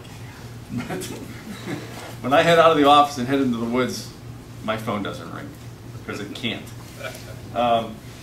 Anyhow, I was at a meeting. PA Wilds is a marketing sect that was designed years ago to try to promote the North Central and what we have up here. And they had a banquet, and then and I went to it. And the day following, we had a meeting, and I was invited to it. So I went along, and it was mostly DCNR and Department of DCEW, Department of Community Economic Development, DECD. So I happened to be sitting beside a lady. She's a deputy secretary. Her name is Sherry Collins. And we're just talking, and I said, you might be able to help me with something. She says, what? I said, we don't have enough bandwidth. So she says, maybe I can help you. So she got right on it and contacted the governor's office, who says, yeah, we have this thing. So they contacted the state police. So there was a lot of participation at the higher level. State police provided, through their radio tower network, they have internet abilities. They provided a signal to a tower that's up in the North Central, and they sort of paved the way. So I worked with the state police to get that. Then there's a local company that's the end result, or the people that work to connect those, and that was it's at North Central. What's their actual name? North Central Regional Planning and Development. Yeah, the North Central Regional Planning and Development Group out of Ridgeway, and that's Ed Matz and I had their names written down here. Ed and I can't read my writing. Jim Swanson came out, and they were excited. They got on board. We couldn't have did it without them. So all these little keys along the way, we couldn't have did it without these people. There was we needed electricity, and luckily there was a camp nearby. Colleen contacted the camp owner, and they gave us electric connection to their panel box, and they provided the electricity free to the camera. So we had a lot of blocks had to come into place. We needed to put telephone poles up to receive that internet signal, and also for the camera. We didn't have a way to put poles up. Colleen found a couple poles in her yard and contacted these. If you know a good land manager, they have everything behind the building that you can even take out. There's scrap yards like you can't believe. We contacted DCNR, and through their, we needed a way to get the poles in, and we didn't have a way to put the poles in. They had an auger truck in the Moshannon Forest District, and they provided it to us. We brought it over. It kind of wasn't inspected, so we had to kind of stay on state forest roads the whole way. Oh, I shouldn't have said that, because the state police are involved in this too. And Howard, their Penn Nursery had a bucket truck. I won't mention it, Dodie. Ask Dodie about the bucket. Everybody in the room knows anyway. And we were able to put the poles up and equip the poles using all these partners and all these pieces of the puzzle that came together. We get back to, I have to say, Colleen's crew did all the heavy lifting. And thank you, Colleen, publicly. They did everything, including cleaning the lens on the camera there recently, which was a fiasco. We found out that when you turn the camera off, and the guy goes up to clean the lens, the camera's on a battery backup. So, but really, it was a venture that it was really amazing to get together. And the last 5-day run of statistics, I guess they're running the stats every 5 days. The first 5 days before the press release even went out, we were in 51 countries and 40 states with almost 18,000 individual IP addresses. The press release didn't even get out till like the 3rd day of that 5-day. The last 5-day period, though, do you have those figures? 26, just over 26,000 IP. For a 5-day period, not counting the first couple, they restarted over 26,000 in just as many foreign countries, and that's a lot of people, and a lot of people signing on in that 5-day period. We are going to, if you want to start this up, Dodie, we control this from our dispatch center, and that's what you're going to, that's what a dispatcher sees, and he has that little keypad on the right, and he moves the camera, and there's a little bit of a delay. So if any of you are watching and you see a little jerk where we may pass the elk up and come back to the elk, it's part technical and part operator. So, but they're getting quite good at keeping centered on some of the animals. And it's been quite popular. We have a couple big bulls that have taken up this food plot, and I think they realize they're on the camera because they are just posing and doing everything possible. We just took a couple clips because the internet's not good enough here. We were going to go live and control the camera for you, but it's not good enough. But here's some clips that we took. And this is typical. This is not just an unusual. This is every evening.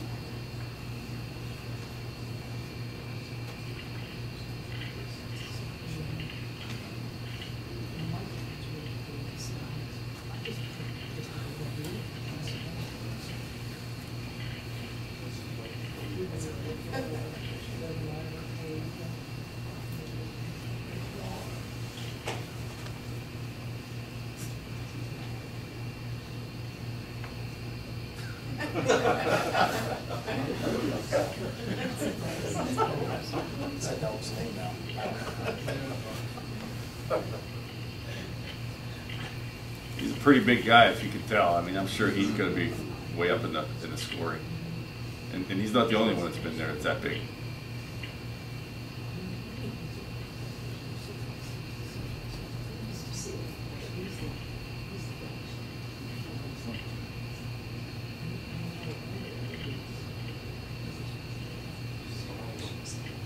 Yeah, there we decide to zoom in. Oop.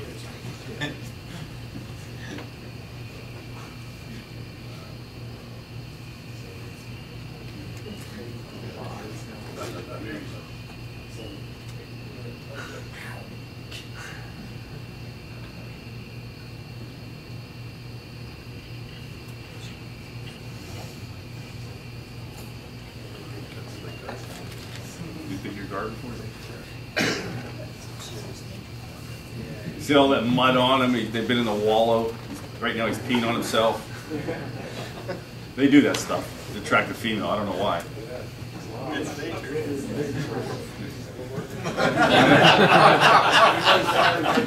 And then we also have infrared lights on this thing, so it's viewed all night long. If you have insomnia, you get up in the middle of the night, you're liable to turn this on and have a show.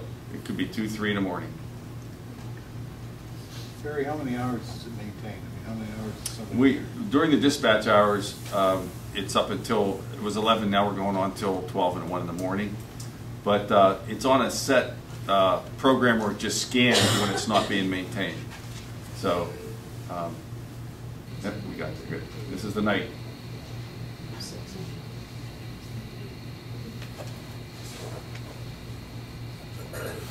Don't mud it up again. Barry, more than how sensitive the microphone is.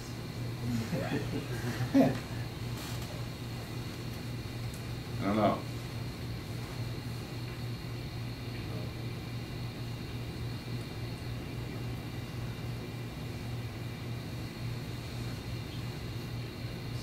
Who stays up at night, Barry, to run the camera? No, this is before 11. The dispatcher, he hears something. Yeah. He hears it. That wasn't him. That's the guy you pay to stay in the woods and look. There's no shortage of bull elk up there. Let me tell you.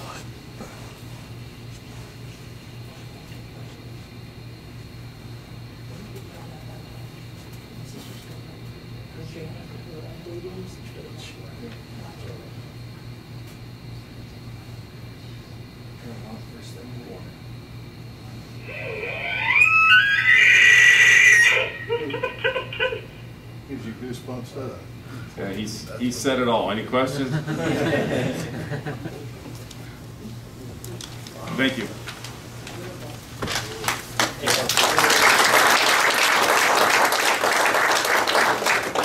Here I have some good news for you. You're not the last guy. Brian Burhans wants to make an introduction. I assume it's brief. Yeah, very brief. It's like 20 minutes. As you know, Bob Erickson from the National Wild Turkey Federation served us so well for so long as a regional biologist. And we're fortunate today to have the new regional biologist on board here at the meeting, and I was hoping he'd come up and take a few minutes to introduce himself, tell him a little bit about himself, and we're sure glad to have him. He'll be in the Harrisburg office at 8 o'clock, that was 1 o'clock if I remember correctly, to meet staff there as well. Yeah, coming up here in October. So appreciate that, Brian. I'm glad I get to introduce myself to everybody. My name is Mitch Blake. I'm the PA regional biologist taking over from Bob. Excited to be on board. I've been with NWTF for 2 years prior, so just moving on from Golden Wing worker work and private land stuff, and looking forward to putting this $300,000 we have with NWTF Superfund, putting that back on the ground into great habitat and hopefully more hunters here in Pennsylvania. And I'll be working with Mary Jo and Ben and Ian and trying to get that done. So. Anybody has any questions, I appreciate the opportunity and look forward to working with everyone. So, thank you. Thank you.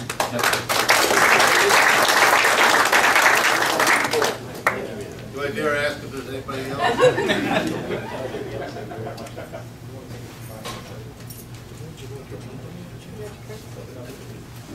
We have one more video we're going to watch. The commissioners are at least going to watch it. We'll take a 5-minute break then. Anybody else want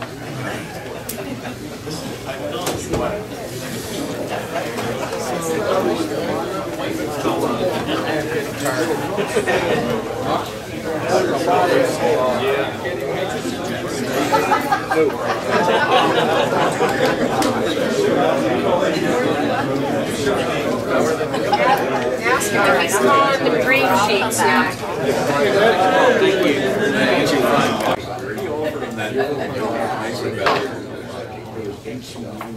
We'll call the meeting to order. Start off with the Pledge of Allegiance. I pledge allegiance to the flag of the United States of America and to the republic for which it stands, one nation, under God, indivisible, with liberty and justice for all. Mr. Secretary, take the roll. President Putnam. Present. Vice President Hoover. Present. Commissioner Schlemmer. Present. Commissioner Fox. Present. Commissioner Daly. Present. Commissioner Weiner is absent. By statute, even though we have one seat vacant and Commissioner Weiner is not here today, we do have a quorum and are able to vote on all issues presented today.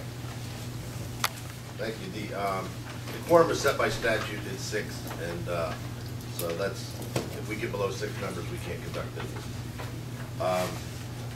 As we get started, I would ask, as we usually do, turn off all your cell phones, or at least turn the ringers off. The first order will be approval of minutes of the meeting held June 30th, 2015. Do I have a motion? So moved. Second? Second. Any discussion on the minutes? Second. Mr. Secretary, would you call for a vote? We have a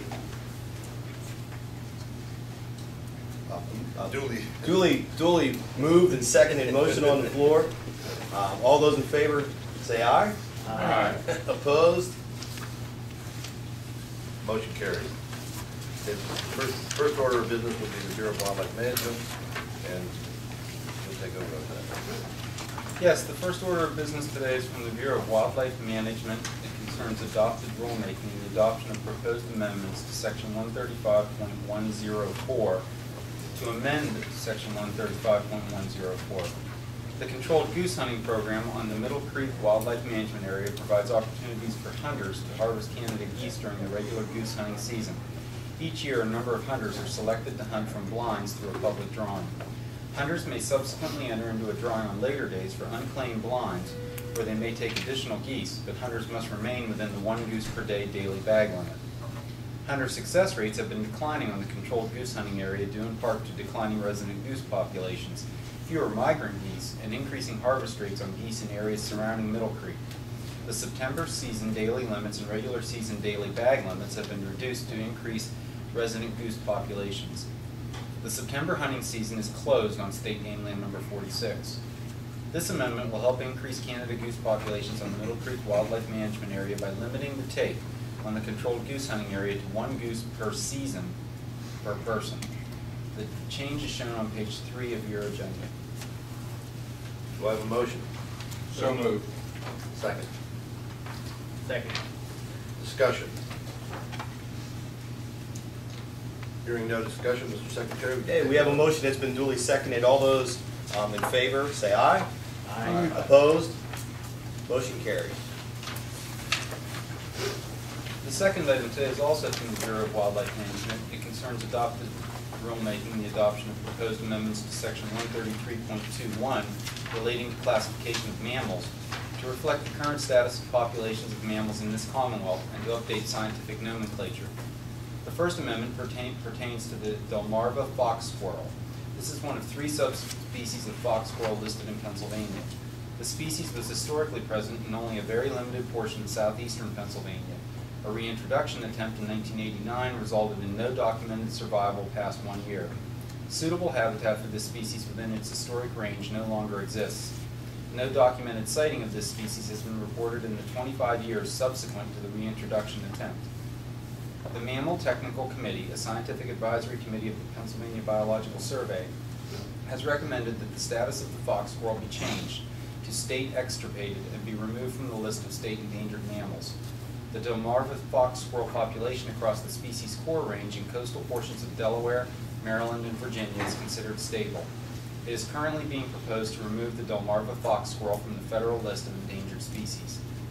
The second amendment updates the common name of the eastern wood rat in Pennsylvania to the Allegheny wood rat. Based upon genetic and morphological evidence, the eastern wood rat has been split into 2 species, the eastern and Allegheny wood rat. The Allegheny wood rat inhabits Pennsylvania and is currently listed as threatened. The eastern wood rat is not found in Pennsylvania. The text of this amendment is found on page 5 of your agenda. May I have a motion? So moved. Second. Second. Mr. Secretary. Oh, sorry. Discussion. Hearing no discussion, Mr. Secretary, we can take the vote. We have a motion on the floor that's been duly seconded. All those in favor signify by saying aye. Aye. Opposed? Motion carried. The next item concerns adoption of proposed amendments to section 147.673 relating to eligibility and application for DMAP to allow the Commission to assess DMAP applications for political subdivision or government agency applicants based upon current conditions relative to goals and objectives outlined in an approved management plan and to limit individual and distinct DMAP units to less than 15,000 acres each. These regulatory changes would allow the Commission to closely monitor and make necessary changes when alignment of local deer management goals using DMAP are not in alignment with the agency's mandate to effectively manage the deer in a responsible and appropriate manner. The text of these changes are shown on pages 8 and 9 of your agenda. Do I have a motion? So moved. Second. Second. Discussion. Mr. President, we have, as we discussed yesterday, had some pretty productive meetings with our partners that are using the DMAP program. Some more effectively than others, but I think we need to carry on those conversations a little bit longer before we can make any changes to the program that we feel are valuable for the program in the DMAP. So, I mean, do you have anything to say before I? Yes.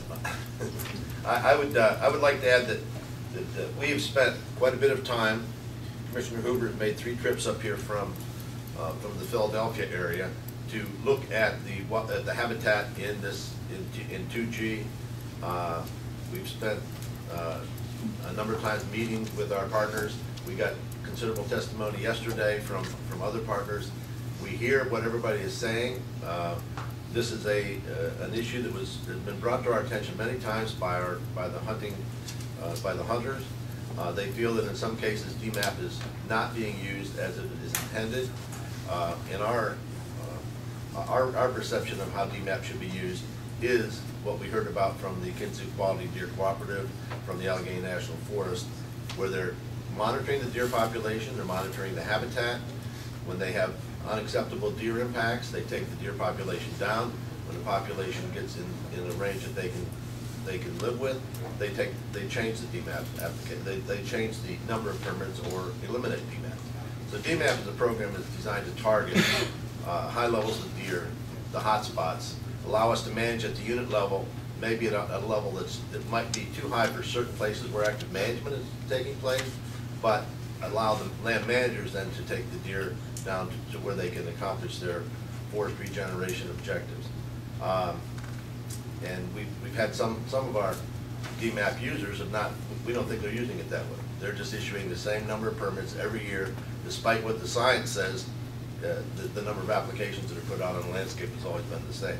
So we're working with our partners and continuing that discussion. Any additional comments?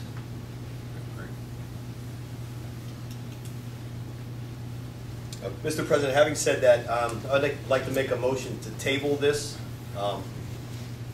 adoption to the rule. Do we have a second? Second. There's no discussion on this issue. It will not call for a vote. No vote? Call for a vote. Yeah. Having a motion on the floor that's duly seconded, all those in favor signify by saying aye. Aye. Aye. Opposed? That motion's carried.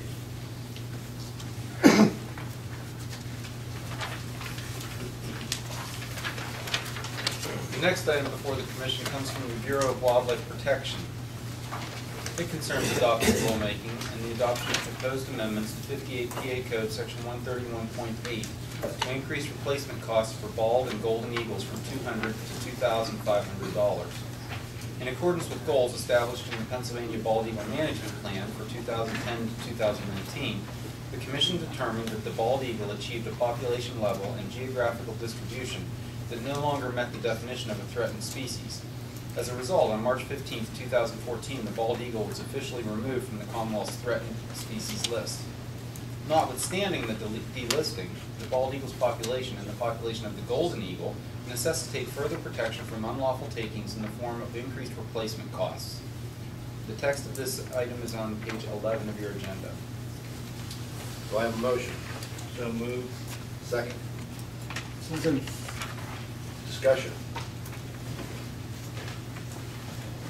Mr. Secretary?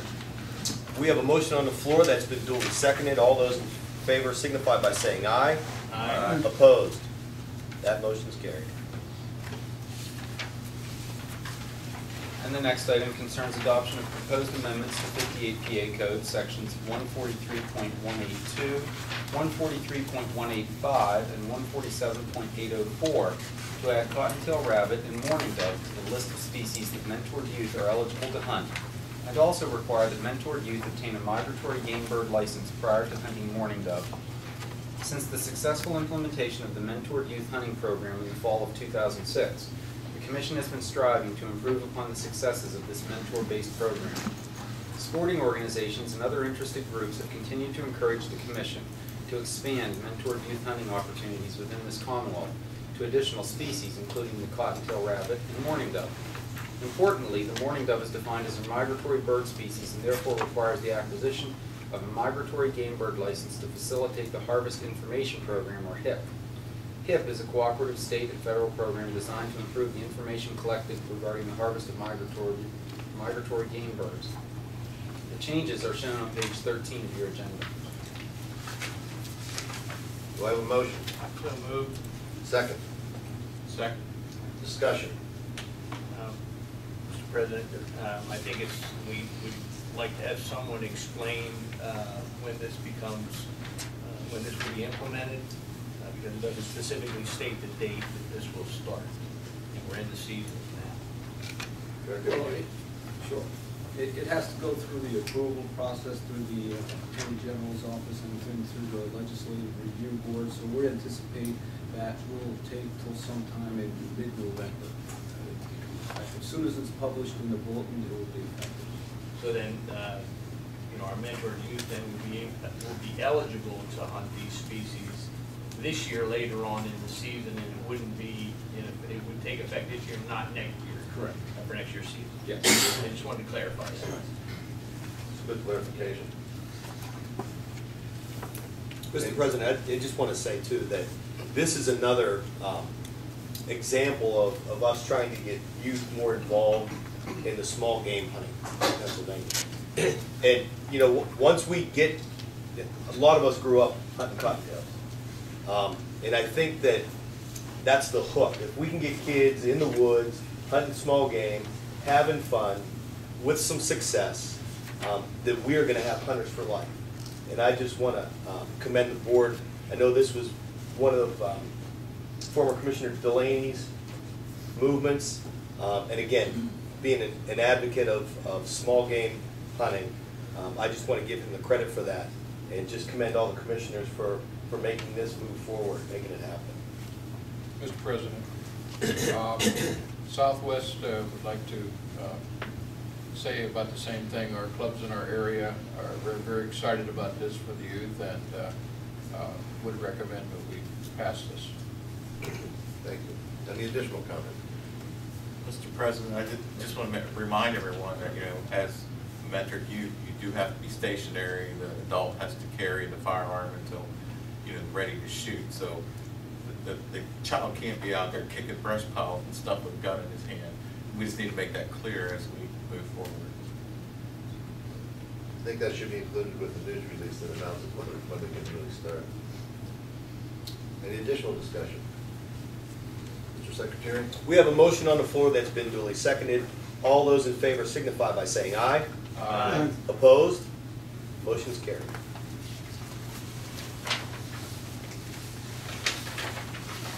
The next item before the Commission comes from the Bureau of Wildlife Habitat Management. It concerns real estate and a donation of real estate. Contract number L3685, State Game Land number 168 in Northampton County. Wildlands Conservancy, Inc. is offering a donation of 11 more or less acres of land in Moore Township, Northampton County that adjoins and will connect a detached tract of State Game Land number 168 to a larger parcel of State Game Land number 168, as shown on Exhibit Red 1 on page 15 of your agenda. The property is forested with mixed hardwoods and has a small rock outcrop. Public access is from Smith Gap Road, which bisects the property. Do I have a motion? Move. Second. Second. Discussion. Hearing no discussion, Mr. Secretary? We have a motion that's been duly seconded. All those in favor signify by saying aye. Aye. Opposed? Motion is carried. The next item is an acquisition, contract number L3686, State Game Land number 170 in Cumberland County.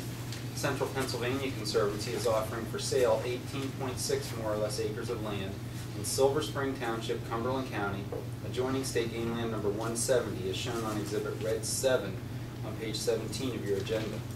The option price is $400 per acre to be paid with funds from the game fund. The property is forested with red maple, tulip poplar, and red and white oaks with sassafras and witch hazel in the understory. Public access is from existing State Game Land number 170.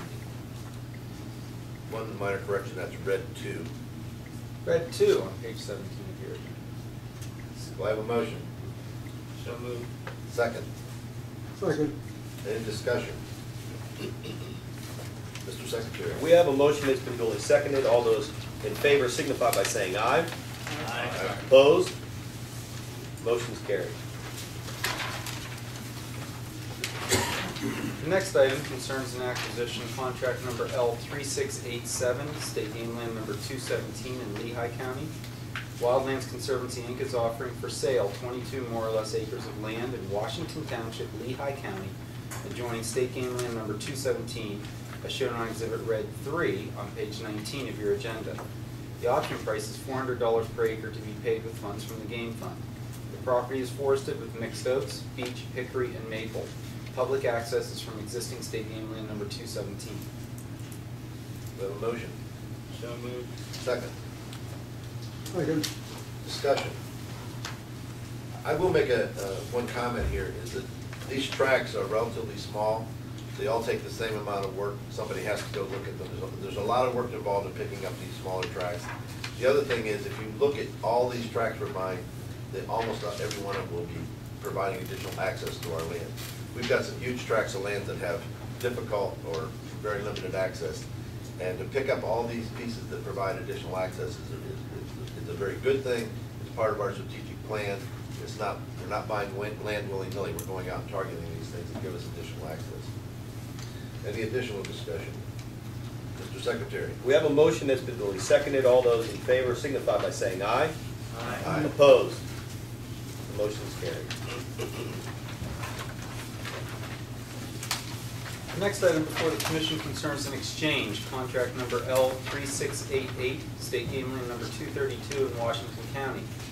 Mark West, Liberty Midstream and Resources LLC, or Mark West, is offering 23.7 more or less acres of land currently owned by Mule Tracts LLC in Donegal Township, Washington County, and interior within State Game Land number 232, as shown on Exhibit Red 4 in your agenda on page 21.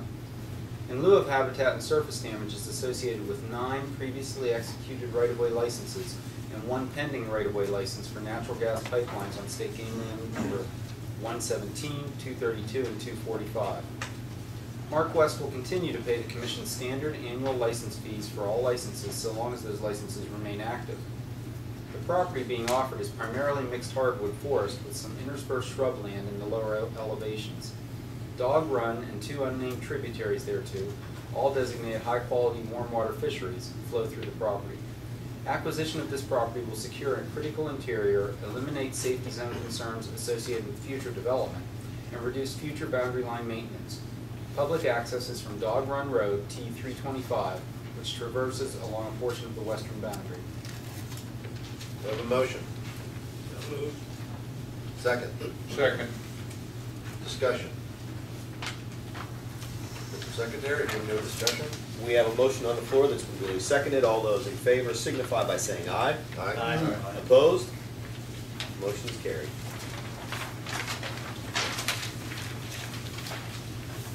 Before the Commission next is a non-surface use oil and gas cooperative agreement, track 223A-15, State Game Lands number 223 in Greene County.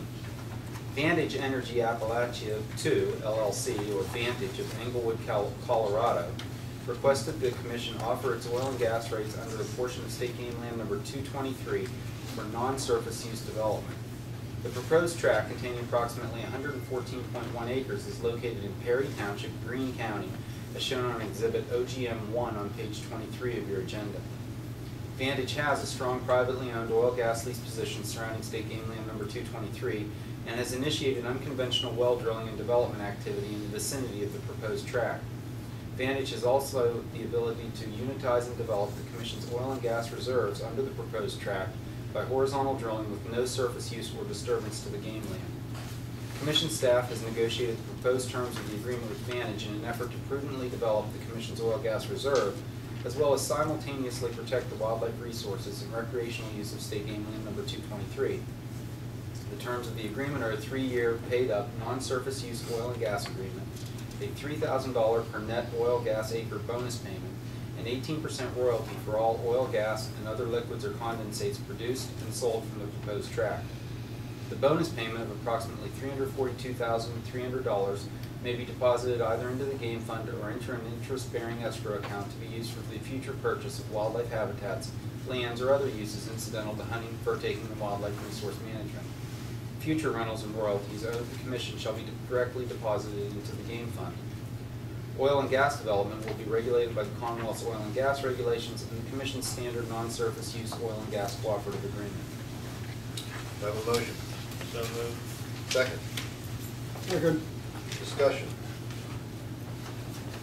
Hearing no discussion, Mr. Secretary? We have a motion that's been duly seconded. All those in favor signify by saying aye. Aye. Opposed? That motion is carried. The next item is also a non-surface use oil and gas cooperative agreement, tract 223B-15, State Game Land number 223 in Greene County. Chevron Appalachia LLC, or Chevron of Coriopolis, Pennsylvania, requested the Commission offer its oil and gas rights under a portion of State Game Land Number 223 for non-surface use development. The proposed tract, containing approximately 213.7 acres, is located in Greene Township, Greene County, as shown on Exhibit OGM-2 on page 25 of your agenda. Chevron also has a strong privately owned oil gas lease position surrounding State Game Land Number 223 and has initiated unconventional well drilling and development in the vicinity of the proposed tract. Chevron has the ability to unitize and develop the Commission's oil gas reserve under the proposed tract by horizontal drilling with no surface use or disturbance to the game land. Commission staff has negotiated the proposed terms of the agreement with Chevron in an effort to prudently develop the Commission's oil gas reserve, as well as simultaneously protect the wildlife resources and recreational use of State Game Lands Number 223. The terms of the gas agreement are a 4-year paid-up non-surface use oil and gas agreement, a $3,000 per net oil and gas acre bonus payment, and 18% royalty for all oil, gas, and other liquids or condensates produced and sold from the proposed tract.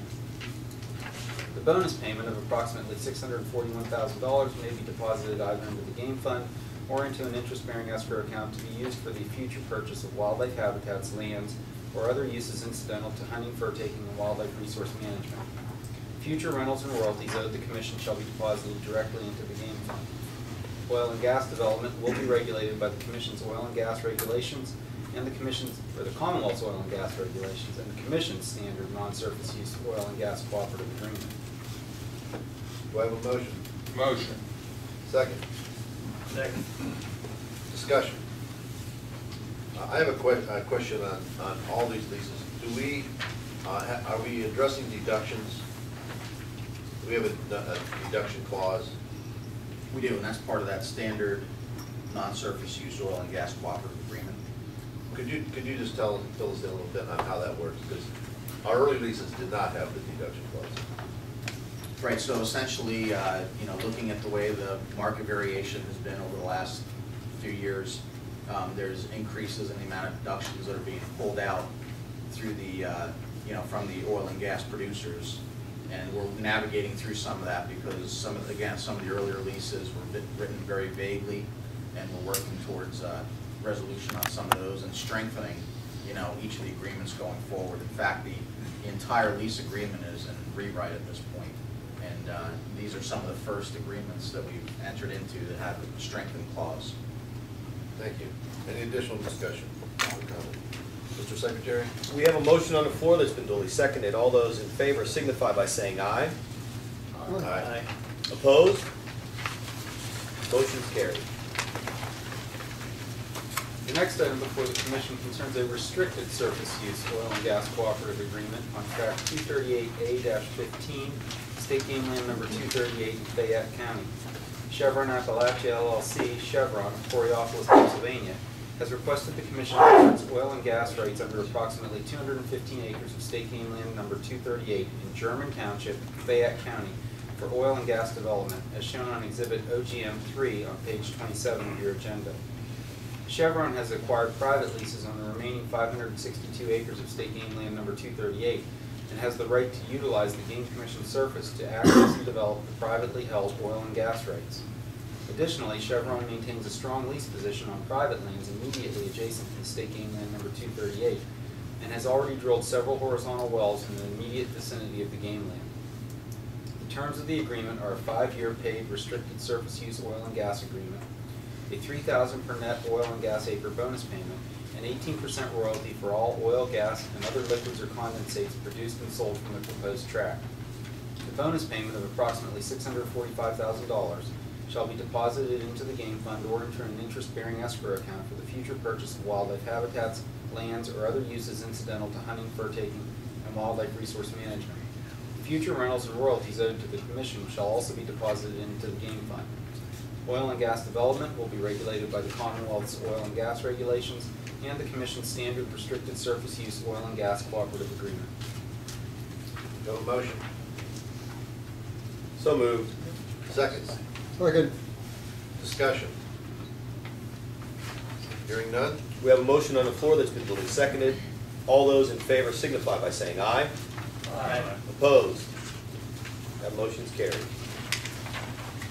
So we have some, the next order is new business. I want to introduce Rob Miller, or acknowledge that Rob Miller is here, the governor's enforcement advisor. He's the one that runs the group that will be picking the replacement commissioner for Delaney's seat, and he's been an important partner. In fact, he ran the committee in a prior time and selected several of the commissioners that are sitting here today. So, thank you for coming, Rob. We're glad you're here. Did you catch any fish up in Lake Erie? No. I didn't get out on Lake Erie, unfortunately. The Fish Commission has their meeting up in Lake Erie. I think they get a little better turnout probably than we do. Okay, we're proposing to have our next working group meeting on January 4th. Is that acceptable to the commissioners? So that will be held at the Harrisburg office, and there'll be further details published on the Times.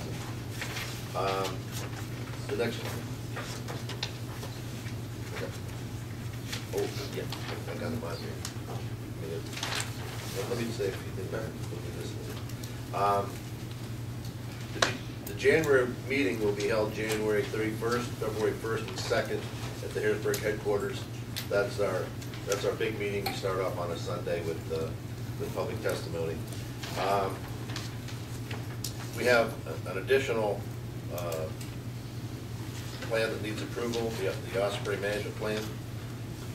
Yes, Mr. President, there are two other things for you on the agenda. One is a proposed Osprey management plan. The Osprey plan was developed to document the successful recovery of Osprey in the state and provide a transparent path for delisting. A draft plan was presented to the Board of Commissioners at the June meeting, and an affirmative vote approved its release for public comment. The draft was further strengthened by incorporating feedback from the Board of Commissioners and the public. The revised 10-year plan for the management of Osprey in Pennsylvania is being presented to the Board of Commissioners for acceptance. Do I have a motion? Motion. Second. Second. Discussion. Director, do you have any additional comments to provide on the Osprey plan or the changes that were made? I can make a few comments. We've had, actually, as everybody knows, we've had excellent success in restoring Osprey in the state. We had about 150 nests as per the last survey, which was last year. And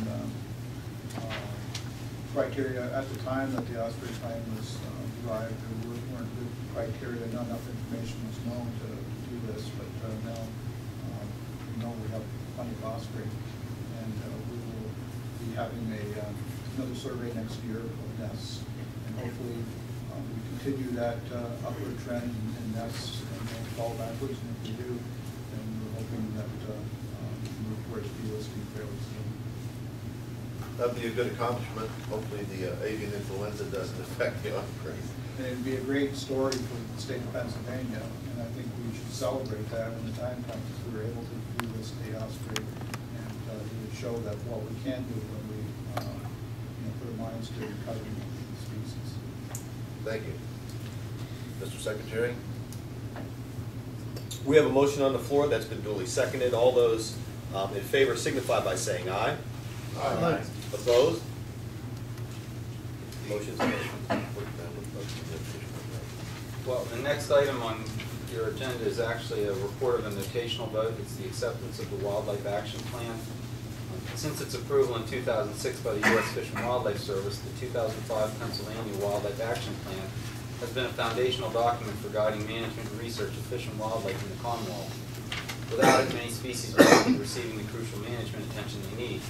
For nearly 3 years, the Pennsylvania Game Commission and the Pennsylvania Fish and Boat Commission staff, with assistance from numerous conservation partners, have revised the 2005 Pennsylvania Wildlife Action Plan, an important blueprint for conservation action. To keep the plans current and maintain eligibility for state and tribal wildlife grants program funding, the U.S. Fish and Wildlife Service requires each state to revise its state wildlife action plan no less than every 10 years. As a comprehensive plan for Pennsylvania, the 2015 Pennsylvania Wildlife Action Plan includes all major taxonomic animal groups.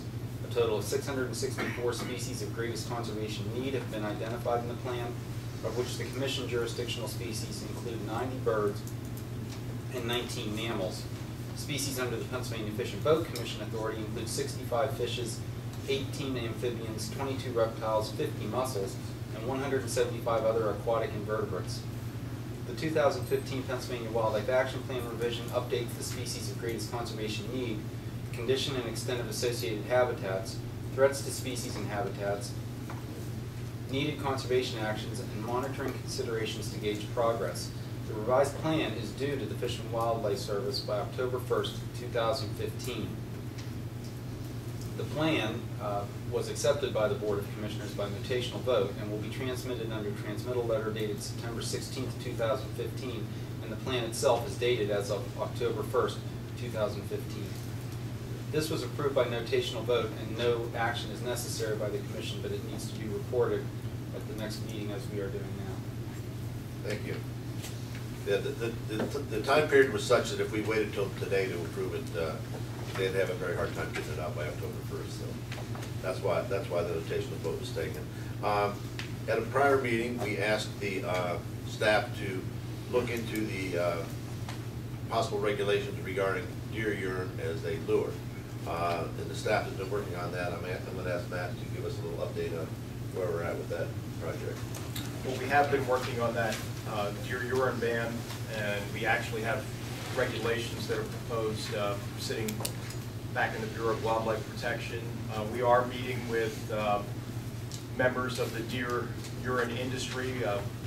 Director LaRush has a meeting scheduled with them to meet with them and look at some of their operations, trying to ensure that CWD prions are not being spread around the Commonwealth by deer urine. So Wayne is going to meet with them, and from what I understand, the industry is now looking at a way to certify that the animals that they use for urine collection are CWD free, and hopefully that'll happen in the near future. Thank you. Commissioners, in your packet you received an update on our strategic plan. Does anyone have any questions on that? If you have any questions on that, Matt can address that now, or okay, hearing none. Do we have any additional new business? Mr. President, Commissioner Lake. one of the things I'd like to see for the next working group meeting is to have staff kind of get together and talk about how our doe license sales and the allocations are distributed. We get comments every year from out-of-state hunters about their ability or their lack of their ability to get doe license because they're all gone by the time they have the opportunity. Currently, the way it is, we have 2 weeks set aside for resident license holders to get doe license, and then week 3, of course, is the out-of-state sales. So if we could get some data together to kind of see how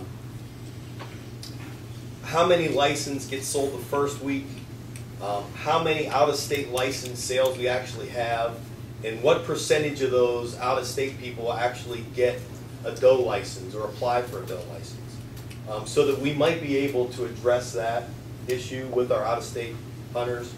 Because I know we've all discussed this before, really our out-of-state hunters are mostly Pennsylvanians, former Pennsylvanians, who are coming home. They have camps here, they have family here.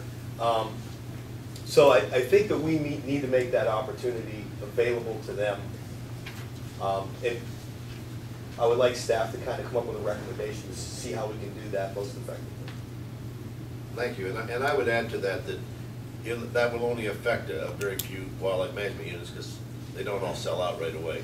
Surely 2G and 2H and a few of the north central units would be affected, but by and large most of the state would not be affected by that. It is also one of the more recurring themes in the comments that we receive, where people are, virtually every one of them is, I had to leave Pennsylvania to get a job someplace else. I was in the military someplace else, so I settled there. And I would like to come back, and it really, I would like to be able to get a doe license. So I think it's a very good topic for us to discuss. Any additional? Mr. President, I'd like to point out that over the past couple of years, we've done what most of the hunters asked us to do, is reduce doe allocations across, pretty much across the board.